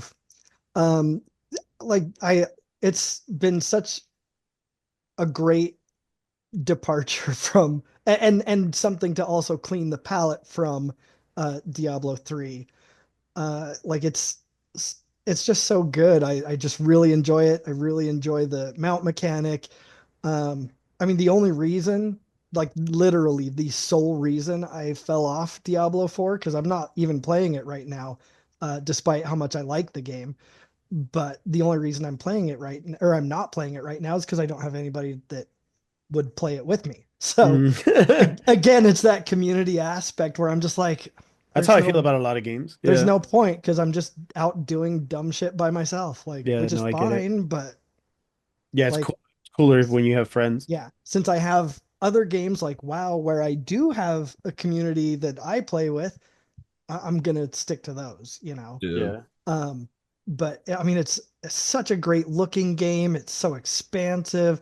I Hmm. really like what they did with all of the dungeons and instanced content where, oh, this dungeon is something that rogues want to do because this is what rogues get from this dungeon, and this dungeon is something that, necromancers would want to do because it's got this content or this stuff can drop. So I really like that. I think that's a great addition. Other than, so instead of in the past where you just go and do a dungeon for loot, there's like that little bit of extra incentive to go do it. Like I just, yeah, I really like that. And it's just, it's such a good, fun game. And I really someday need to get Vessel of Hatred. Um, but yeah, no, it's such a good game. I just fell off of it because I'm the only one that I know that plays it. So Cool. Cole, you're number two? And number two would be number one, if it wasn't for the obvious. But number two is Silent Hill 2 Remake. This game had a mountain of a task. It is remaking one of the most beloved titles ever created. You take out the survival horror, you take out the Japanese about aspects of it. It is one of the most beloved titles of all time, and for good reason. It's immaculately designed to the point where everything feeds into each other. It's one of the earliest examples of how a game can take narrative and art design and sound design and storytelling and all wonderfully eat and feed off of each other to create this almost Ouroboros of a video game that is also, speaking to Ouroboros, is like a pit that you just fall into of darkness. Silent Hill 2 is a rough game, man. If you have ever lost anybody, if you've ever dealt with trauma of any kind whatsoever, I feel like Silent Hill 2 will really, really strike a chord with you. We'll really tap into that. Yeah, and it's the remake is almost akin to something like The Last of Us Part 2. Not only does it share a similar flaw where I find it too long, it's just it could have benefited pretty heavily from some extra time in the cutting room, just because there's some parts of the hospital that you can cut off, there's parts of the prison that you can cut off, and it's like so like it just drags a little. you mix that in with the fact that like it is oppressive as fuck. Like this environment is created Yeah. to make you feel as uneasy as possible. And the sound design, especially if you're playing it with a good pair of headphones, like the sound design is like when Senua's Saga won best sound design, I was like kind of butthurt because I was like, dude, Silent Hill 2 does it so much better. Like it, dude, there's literally like moments where like it'll take something from the future and foreshadow like a sound from the future and like put it in your ear and you're like, what the fuck was that? And then like 15 hours later when you find the ending of the game, it's like, oh, that's what I've been hearing. Like, dude, it's and what like that level of connection is unheard of in terms of like connecting something from, it's not unheard of, but it's very rarely done to this level where, the beginning and the end is connected. And I just want to give a shout out to Luke Stevens. I think that's his name, the guy that did he didn't win the award. Hold on, sorry, I got to get this guy's name right. Best performance, Luke Roberts, sorry, as James Sunderland. Immaculate. Like, Man, he's gonna hear this and you got his name wrong and he is gonna be so upset at us. He's gonna be really so pissed, dog. Man, we're gonna get sued. That's it. We're canceled. Konami, Yeah. Yep. Konami comes in with a big K dick. He's like, what he adds to this character should be like definitely commended, just because like it's the little facial features and the little things that he does that like kind of adds to the surreal unreal nature of everything that's happening in Silent Hill. It's imperative, and like it became such an important cog in that machine that like I try to think of the game without it and it just doesn't fit really at all. In fact, Sure. I do find it better than the original, where a lot of people really love that original voice cast and voice acting because it is so disconnected and it feels so like dreamlike to the point where like none of this feels real. Mhm. But with this remake, they took that and just kind of put, a more serious spin on it, but also maintains that level of like, where am I? What am I doing? Why am I doing this? Mhm. And if you don't know the story of Silent Hill 2, don't look into anything about it. Don't fucking just don't do anything. Just go into the game. Just play the game blind and just let it wash over you. This game is at its absolute best when you are fully immersed, when you are wearing those headphones in the dark and you are playing this game alone. You don't have to play it alone, but it's very scary. That's a big thing about this game that like really hit with me, is that it actually is very terrifying to the point where you kind of have to like take a break every once in a while, because it's like, dude, this shit's rough, and that another reason why I place it next to like The Last of Us Part 2 is because that overwhelming tone and feeling gets very like exhausting to the point where it's like I literally have to walk away from the game, and I'm starting to like really appreciate when a game does that to me, Mhm. because I know that like I'm really in this shit. Like I'm really like into what this game is trying to portray. And I really, if there's only one game that you could play this year, I over Balatro, over Rebirth, over everything, I would say it's Silent Hill 2, because of how important it is and how well Bloober did when literally every single fucking person on this planet was saying that those devs were not a good fit for this game, and they fucking murdered it in a good way. So you have not played a single second of Hellblade 2, but Silent Hill did it better with sound, is what you're saying. Oh, sure, you've got me. In that way, you've got me. Yes. However, it's not like I'm just saying these things without knowing exactly. So I did see reviews and I have seen gameplay of Senua's Saga 2, and I played the original game. And I know exactly what that game does. And I saw that in the reviews, they're saying if you loved the first game, this game is a game for you, just because it does almost nothing new. Almost nothing new. It's still the same thing, just on a bigger budget and a bigger game, which is great. 9 times out of 10, that's usually a really good thing. But with this, it's Yeah. like they shouldn't have won any awards. I'm just gonna say that out loud. If anything, Xbox should have taken an award for Indiana Jones, because that game fucking rocks. Nick, I do wish that you had like pushed your glasses up and did an actually on that. Actually, I know that you didn't play that game, Maybe one day I'll so play it, but there's and like I'll even admit that there is some desire to see that game and to see what they do, because I did enjoy the first game. I thought it was actually a really cool idea. It was kind of archaic and kind of stifled in certain ways. Like I felt like the combat was really kind of lame, but and those are all things that like a bigger budget would help. But I just feel like in terms of like they just kind of took the like, my voices are so bad, in the first game. And then in the second game, it's like, no, the voices are my power. It's like, okay, okay. Like that's a sequel, that's a sequel if I've ever heard one. And in terms of like, I can guarantee that there is the certain specific example that I use where it's like the little sound cue that Silent Hill 2 does, that starts from beginning to end, and you find out like this is what it is at the end of the game. There's nothing like that in Senua's Saga.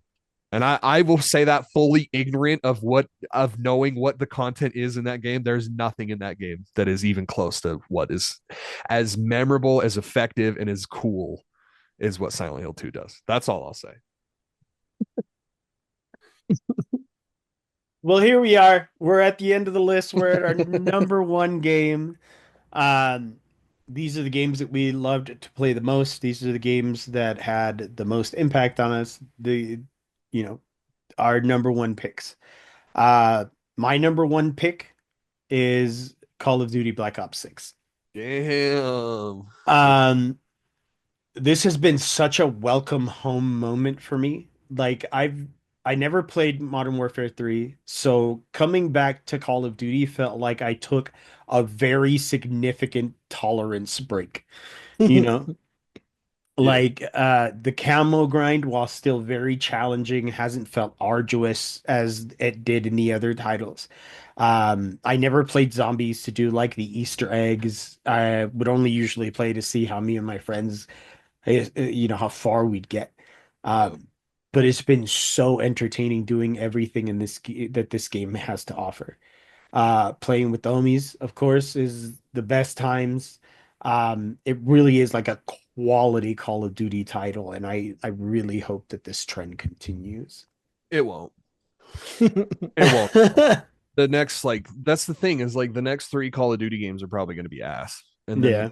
And then the next one, because it's just going to be, they hit a stride, they hit a stride with a game. They hit like a lot of popularity, and it's like, oh, everyone really loves it. That's what happened with Modern Warfare 2. Everyone loved, everyone fucking loved Modern Warfare 2 and Modern Warfare 1.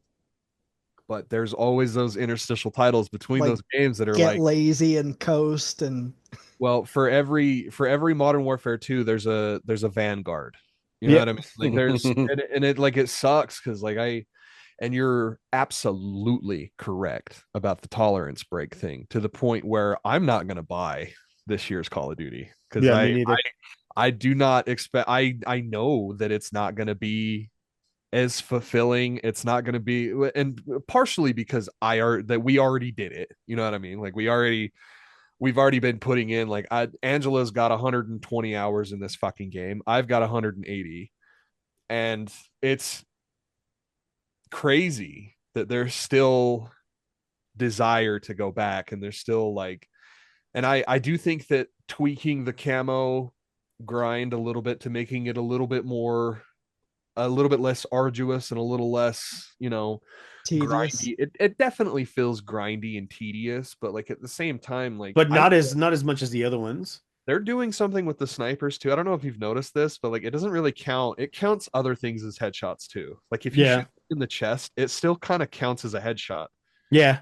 And I don't know why. It must be because people must be getting like hard locked on the snipers because they can't get those headshots. So they just kind of give them a little bit of A leeway. a cheater bag type of deal. Yeah, like they open the hitbox for the head a little bigger. Just a hair, because I'm getting camos like, and I was like, that was not a headshot. That was not a headshot, and it gave me a camo. Yeah, it just barely missed being an honorable mention for me, just because we have been playing it to death, just absolutely to death. I haven't even touched the campaign, which apparently is fantastic as well. That's what I hear too. I played the first level of it and it was really fun. You know, I totally in total agreement with the tolerance break thing, where it's like I don't even think I'm gonna look at the new Call of Duty. Yeah, me neither. Nick, you're number one. Well, surprise, surprise. Call of Duty Black Ops 6 is my number one. Hell yeah. Hell yeah. I was just pulling it up to check my stats. 194 hours in this game for me. Holy shit, dude. Yeah. We've been Which playing it I so was like, much. oh yeah, you guys 180. Let me check. I'm probably a little bit lower than that. It's like, no, no, no, no, no.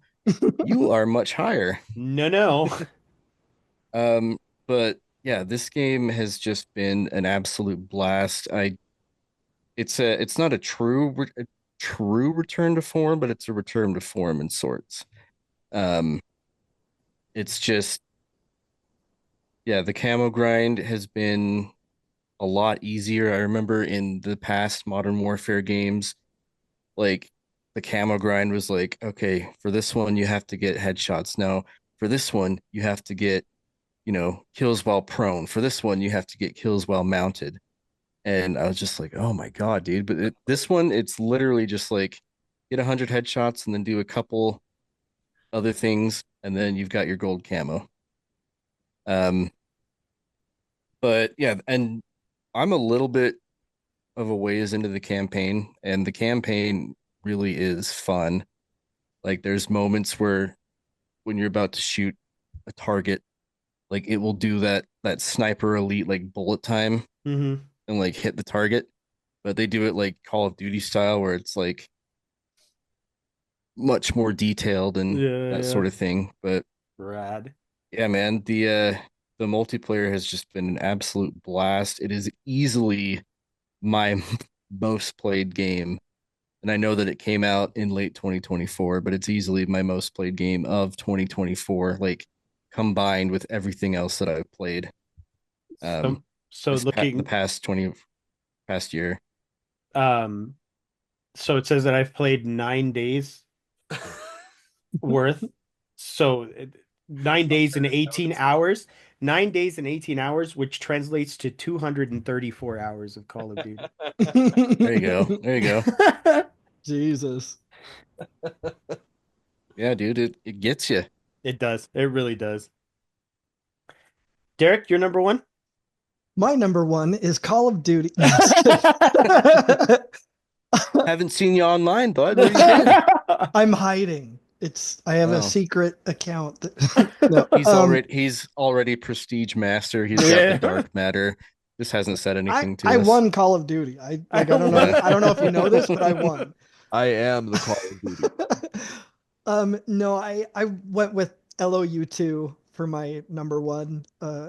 Like Last of Us 2 is Oh, I was like, what? LOU What are you 2, saying it like Last of that Us. for? Lou 2. Lou 2. Lou too. T-L-O-U. Lou 2. Oh, Lou too. Lou too. Yeah. Lou too. The Lou It too. T Spin on Lou. it, brother. T Lou too. True. It's T-Lou 2. Yeah,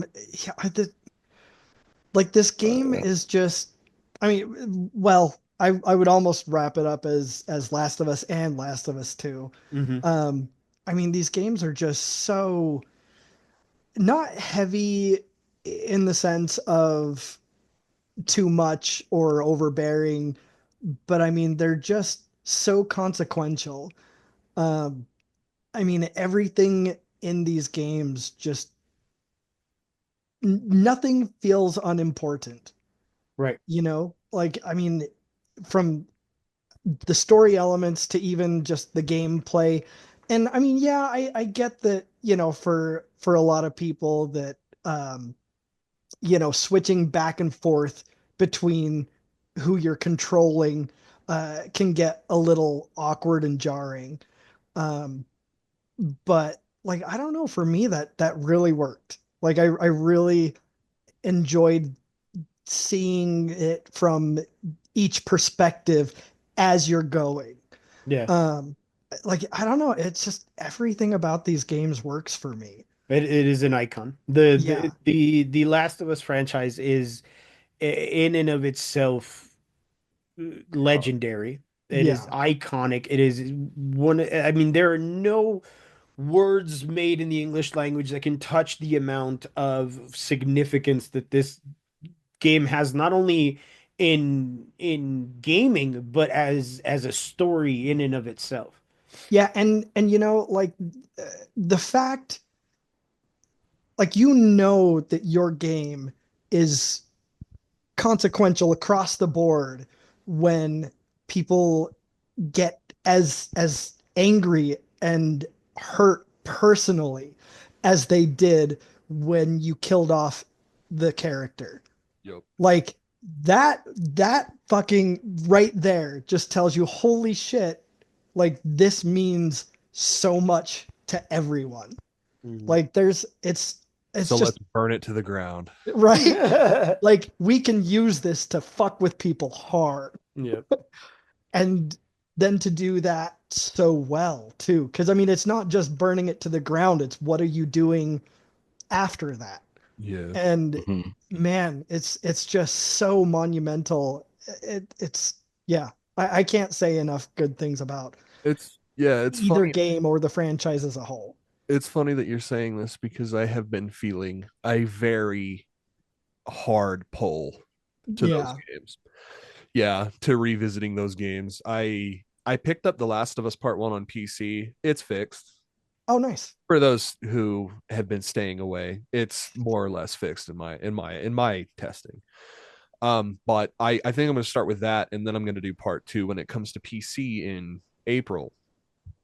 Um, it's really funny because I was at my last tattoo appointment with Bridger, and that came up, The Last of Us came up and how he really loved the first game, but he hates the second game. And I'm like, oh, bro, you should have told me this at the beginning of this session because I would have changed. I'd have left. I know I would have changed your mind by now. Yeah. The Last of Would Us have found a Part different 2 artist. The Last of Us Part 2 is bold. If anything, it is bold. It is crazy the way that they took something so beloved, exactly what you were saying. Something so beloved, something so established as that character, and then literally violently rip it away from you in that first couple hours of that game. And then does something even crazier. Well, yeah, after because you've I mean, played. how much safer would it have been to just continue on? And I'm sure they would have done a fine story if even if they had decided to do that. But yeah, they were like, no, nope.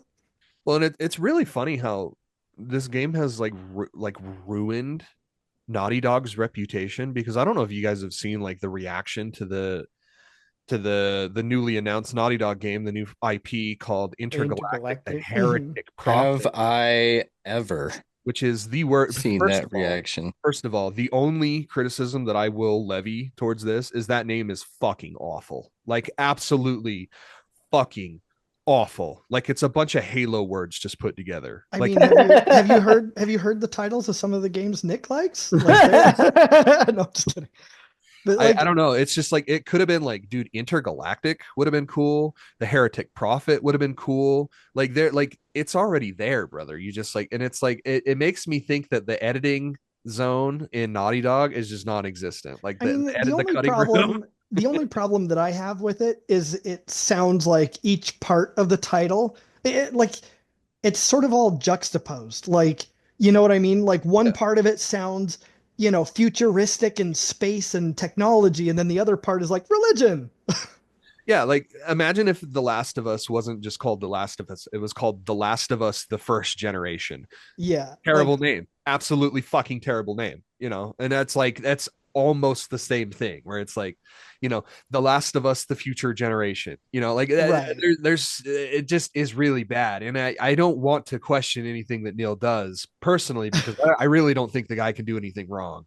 And I personally, I'm gonna be like 100% honest with you. The hate towards Neil Druckmann just comes off as just straight up anti-Semitic, and that is like that's it. Like, dude, I swear to God, I have never seen The vitriol, yeah. internet hate somebody as much as they hate Neil Druckmann. It is crazy to me, and I'm like, what are you? What? Like, and what makes you think like the whole idea going around right now that Intergalactic's gonna flop? If you really think that, if you really genuinely believe that this game is gonna flop, rest assured you are a bona fide retard. I mean, I think it's just sort of that crowd mentality of go woke, go broke. Like if we all talk enough shit, then it'll fail. And I think that's women a have silly, women have shaved head, not fuckable, won't play. As if you've never seen Sigourney Weaver in Alien 3. Like this is a fucking thing. Like badass females shaving their heads has been a thing since the early 80s. Like I don't understand. Like I don't understand. And the whole woke thing is like who. Okay, but so woman just equals woke. I don't understand this. And like, if you've been paying attention to Naughty Dog for like, I don't know, the last fucking decade, you would know that you haven't played as a dude since Joel. Yeah.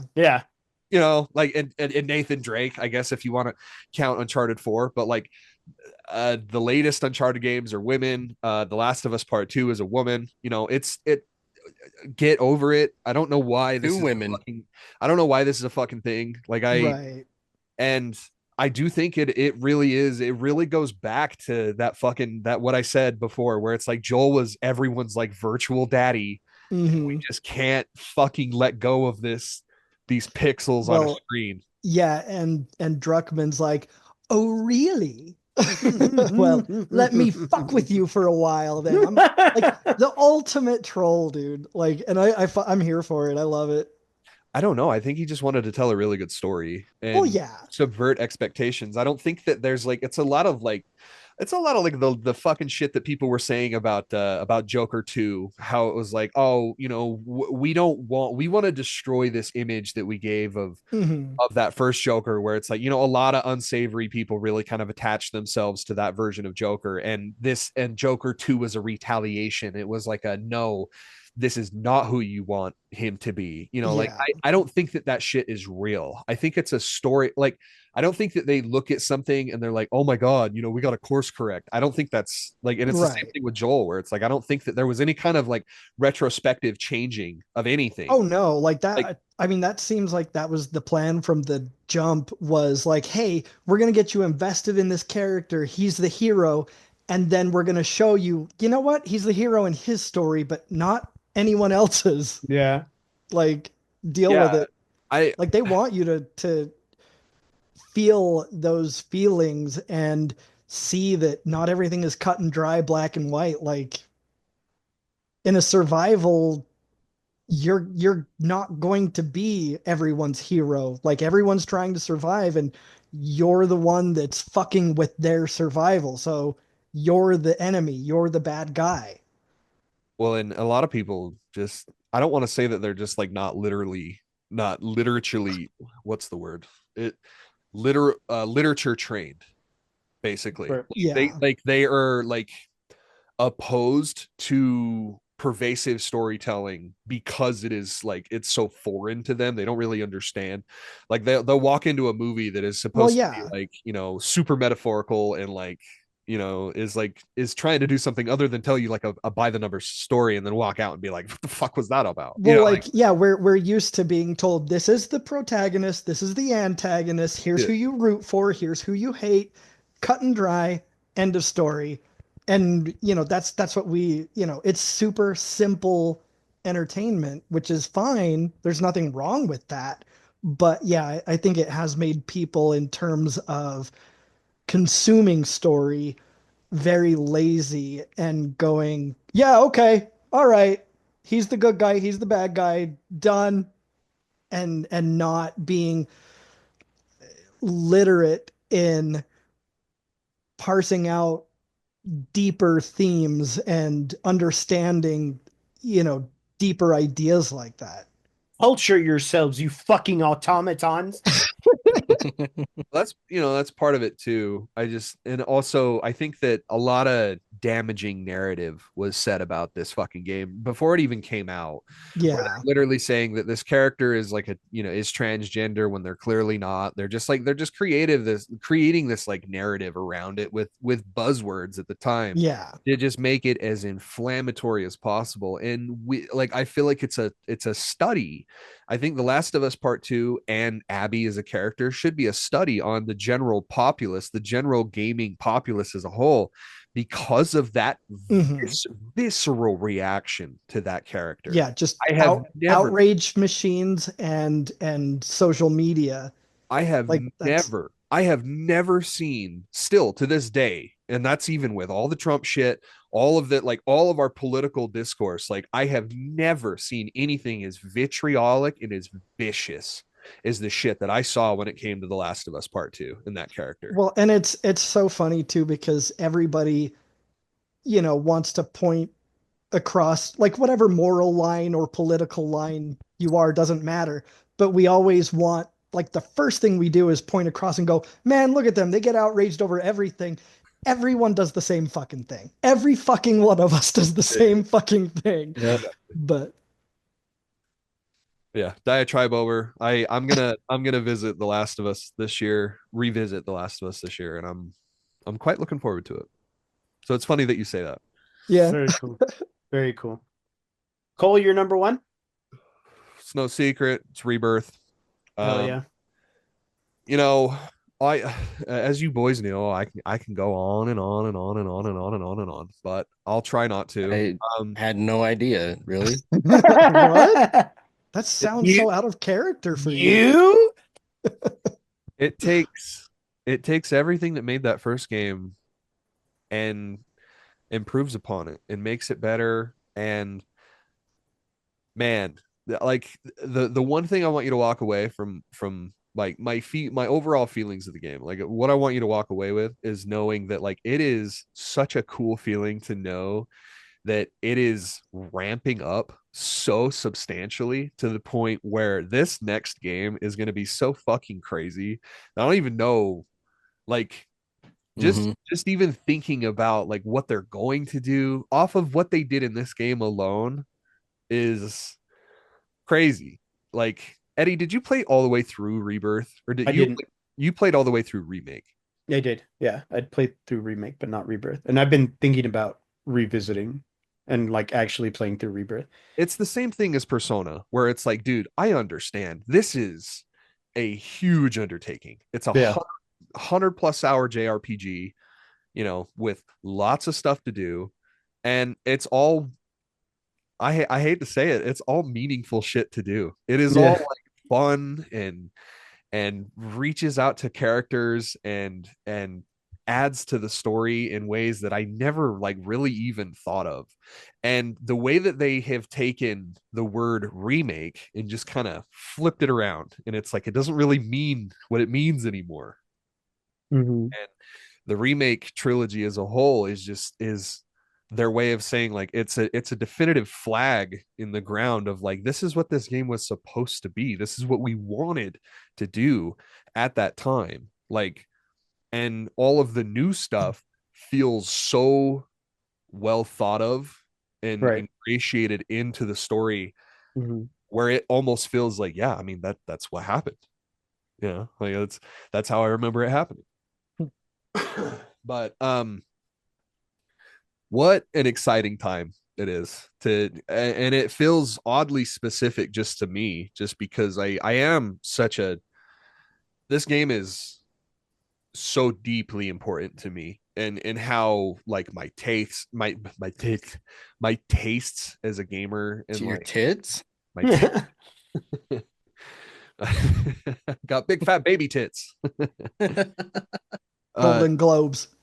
I it's it's such a good feeling to know that like it's in good hands. It actually feels like it's in good hands. And that ending, man, that ending is so crazy divisive in how people are feeling about it. And I just want to be like on top of a rooftop being like, it's not what you think it is. You're looking into it wrong, Mhm. like what's also really funny is the it has like officially reignited the 30-year long fucking war between who's best girl of Tifa and Aerith, which I find so funny. It's like y'all are 40. Y'all are 40 years old. Yeah. Why don't you guys just grow up and realize that it's Tifa?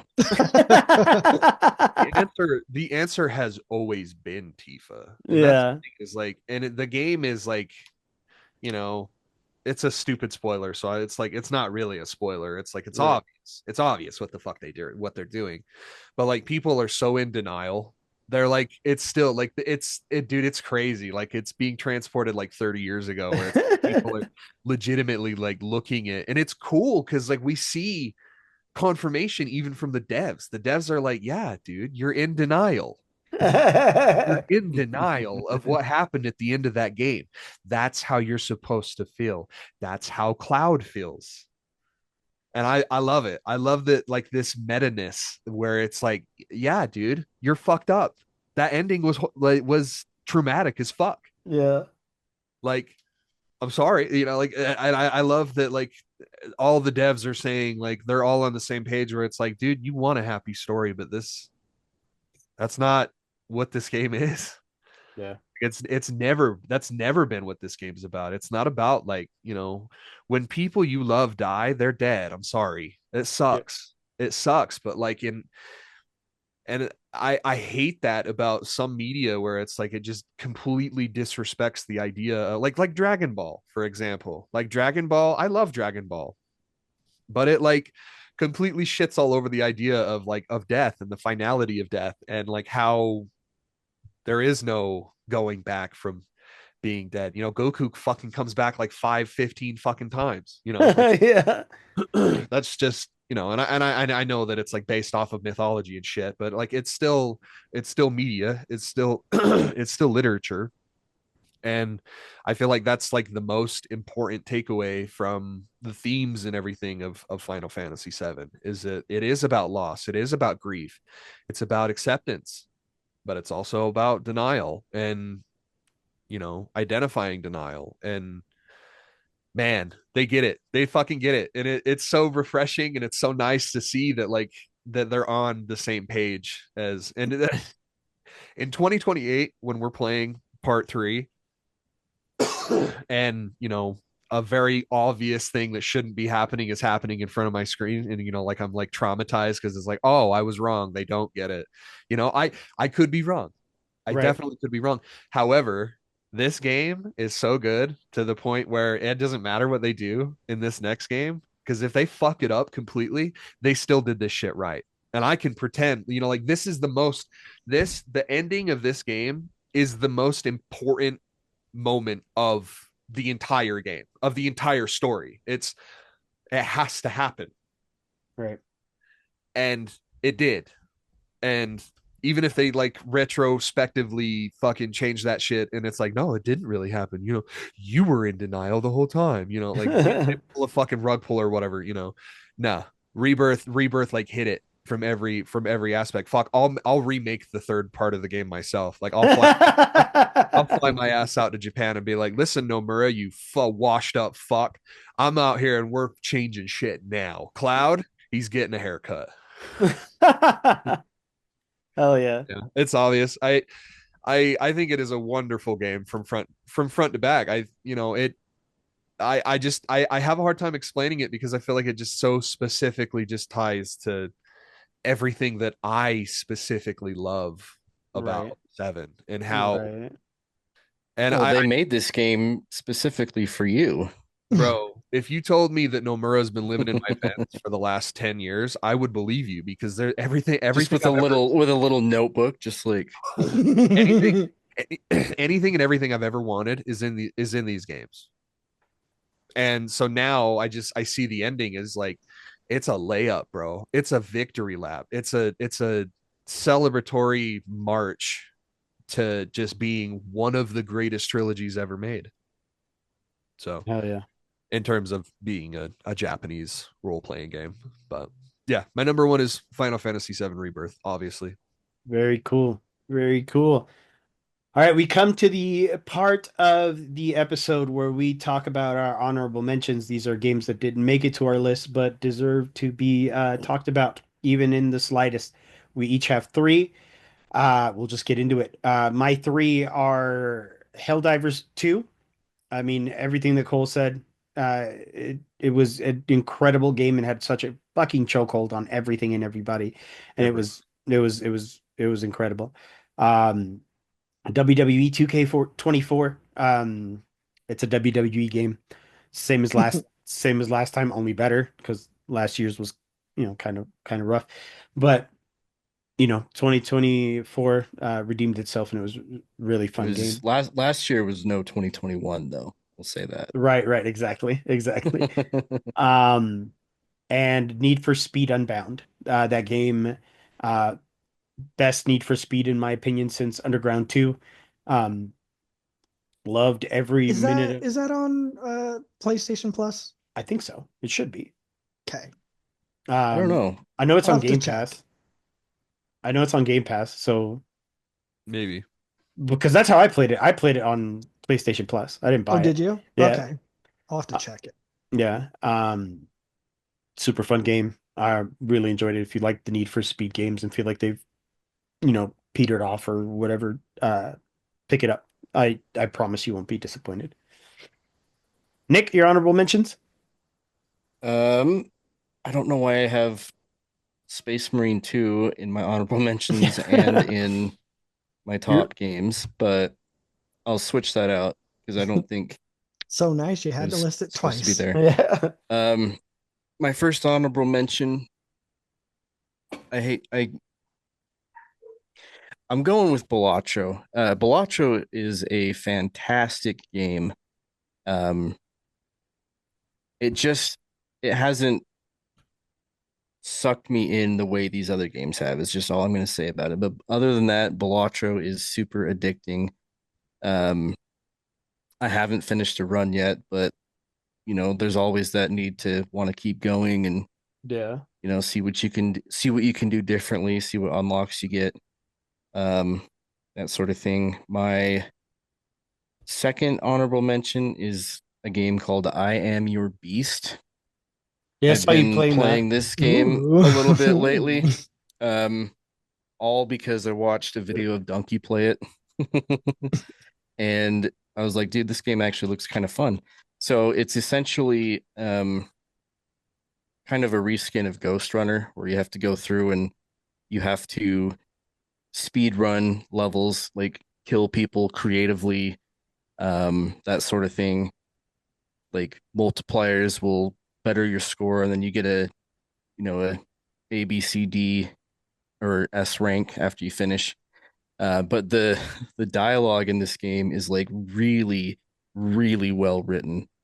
Like it was it's blown me away how well written it is. And there's little parts in the game, like the funniest thing I've ever come across so far is in the start of like the second level, you'll hear over the comms like two of the soldiers talking, and one of them just like, "Hey, you haven't gone to the bathroom lately. Is everything okay?" He's like, "No, if I go to the bathroom, then he's gonna because you're playing this agent that's like hell bent on killing everyone that's wronged him, basically."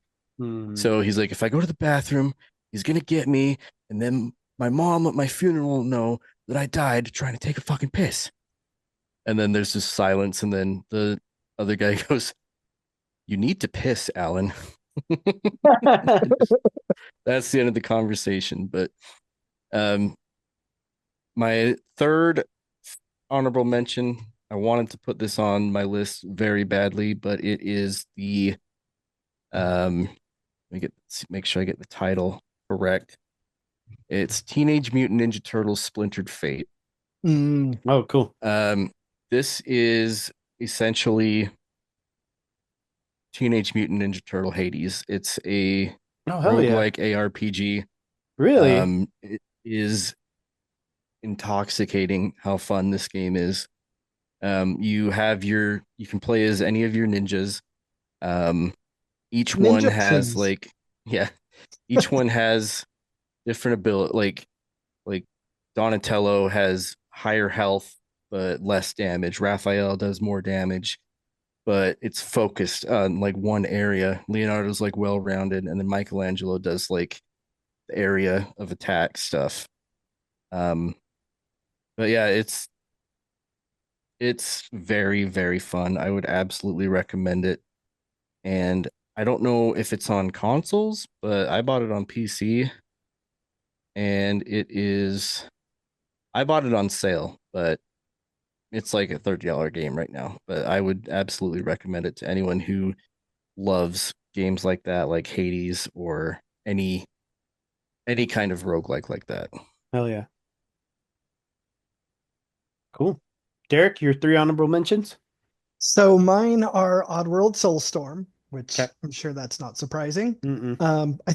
When did that? I think it came out. It was either 23 or It's 22. 23. It was 23. 23. Yeah, I think so. But yeah, I fucking love that game. It's so fun. Um, and like I said, I just love the artwork.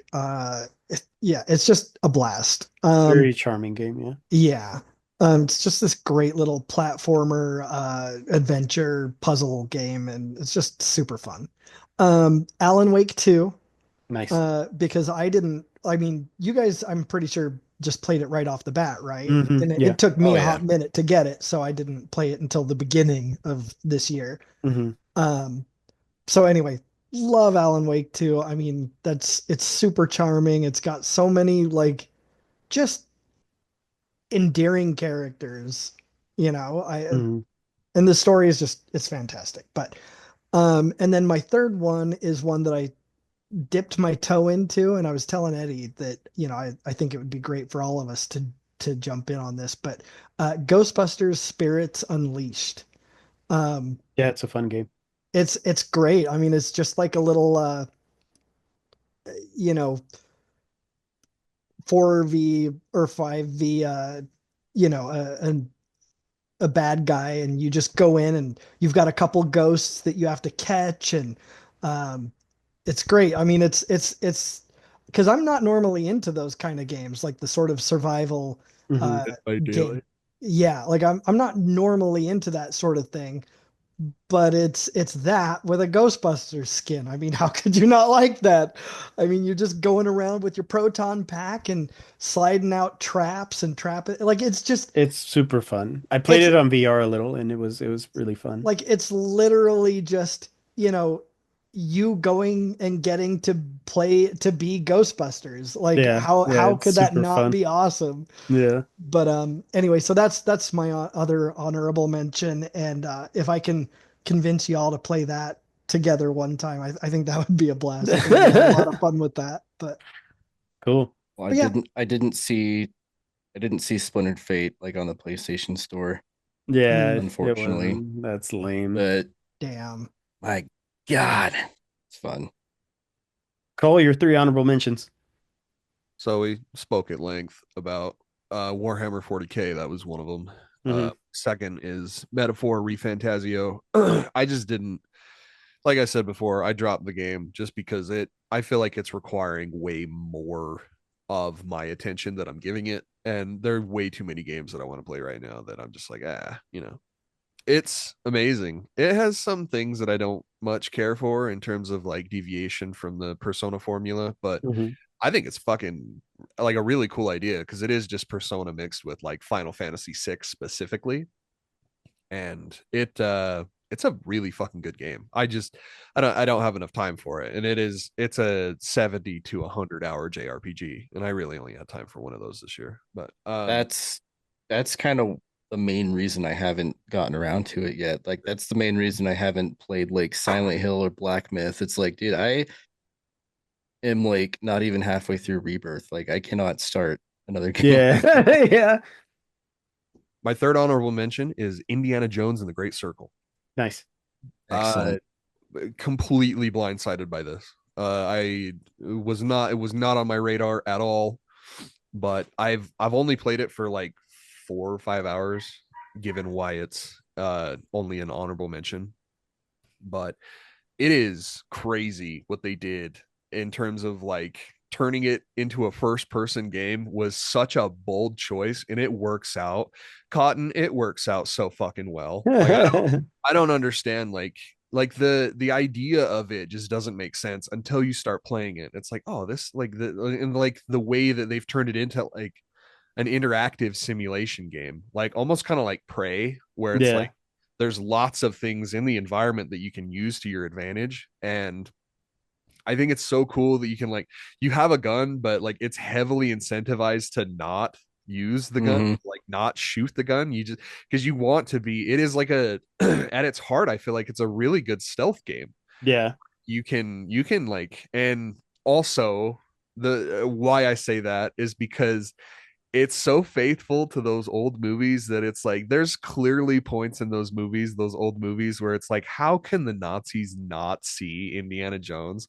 He's like right in their fucking purview. Because they're Yeah. called Nazis. Uh, Duh. Jesus, it's right there in the name, Cole. I that was know. I'll that be was good. playing and I'll be like, yeah, there's this priest walking around, but you don't notice the giant whip hanging from his hip. Like, Yeah. Actual, yeah, it's like yeah, it's just kind of like wonderfully tone deaf in that way that like that harkens back to those old movies. Very and I cool. then think if you try and use the whip, they're like, oh, it's him, get him.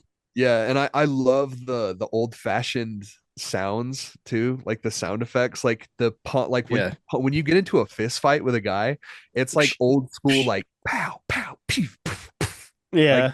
it's so Dude, and fucking their faces are like visibly affected by the punches too. Yeah. It's yeah. crazy. Yeah. You see him One go, of my "Oh." favorite things about the game though is, and it's very, very minute, is just that when you're restarting, like after you've like, oh, I'm done for the day, and you come back, you will be in third person at like the last place that Mm-hmm. you left off in the Yeah. game.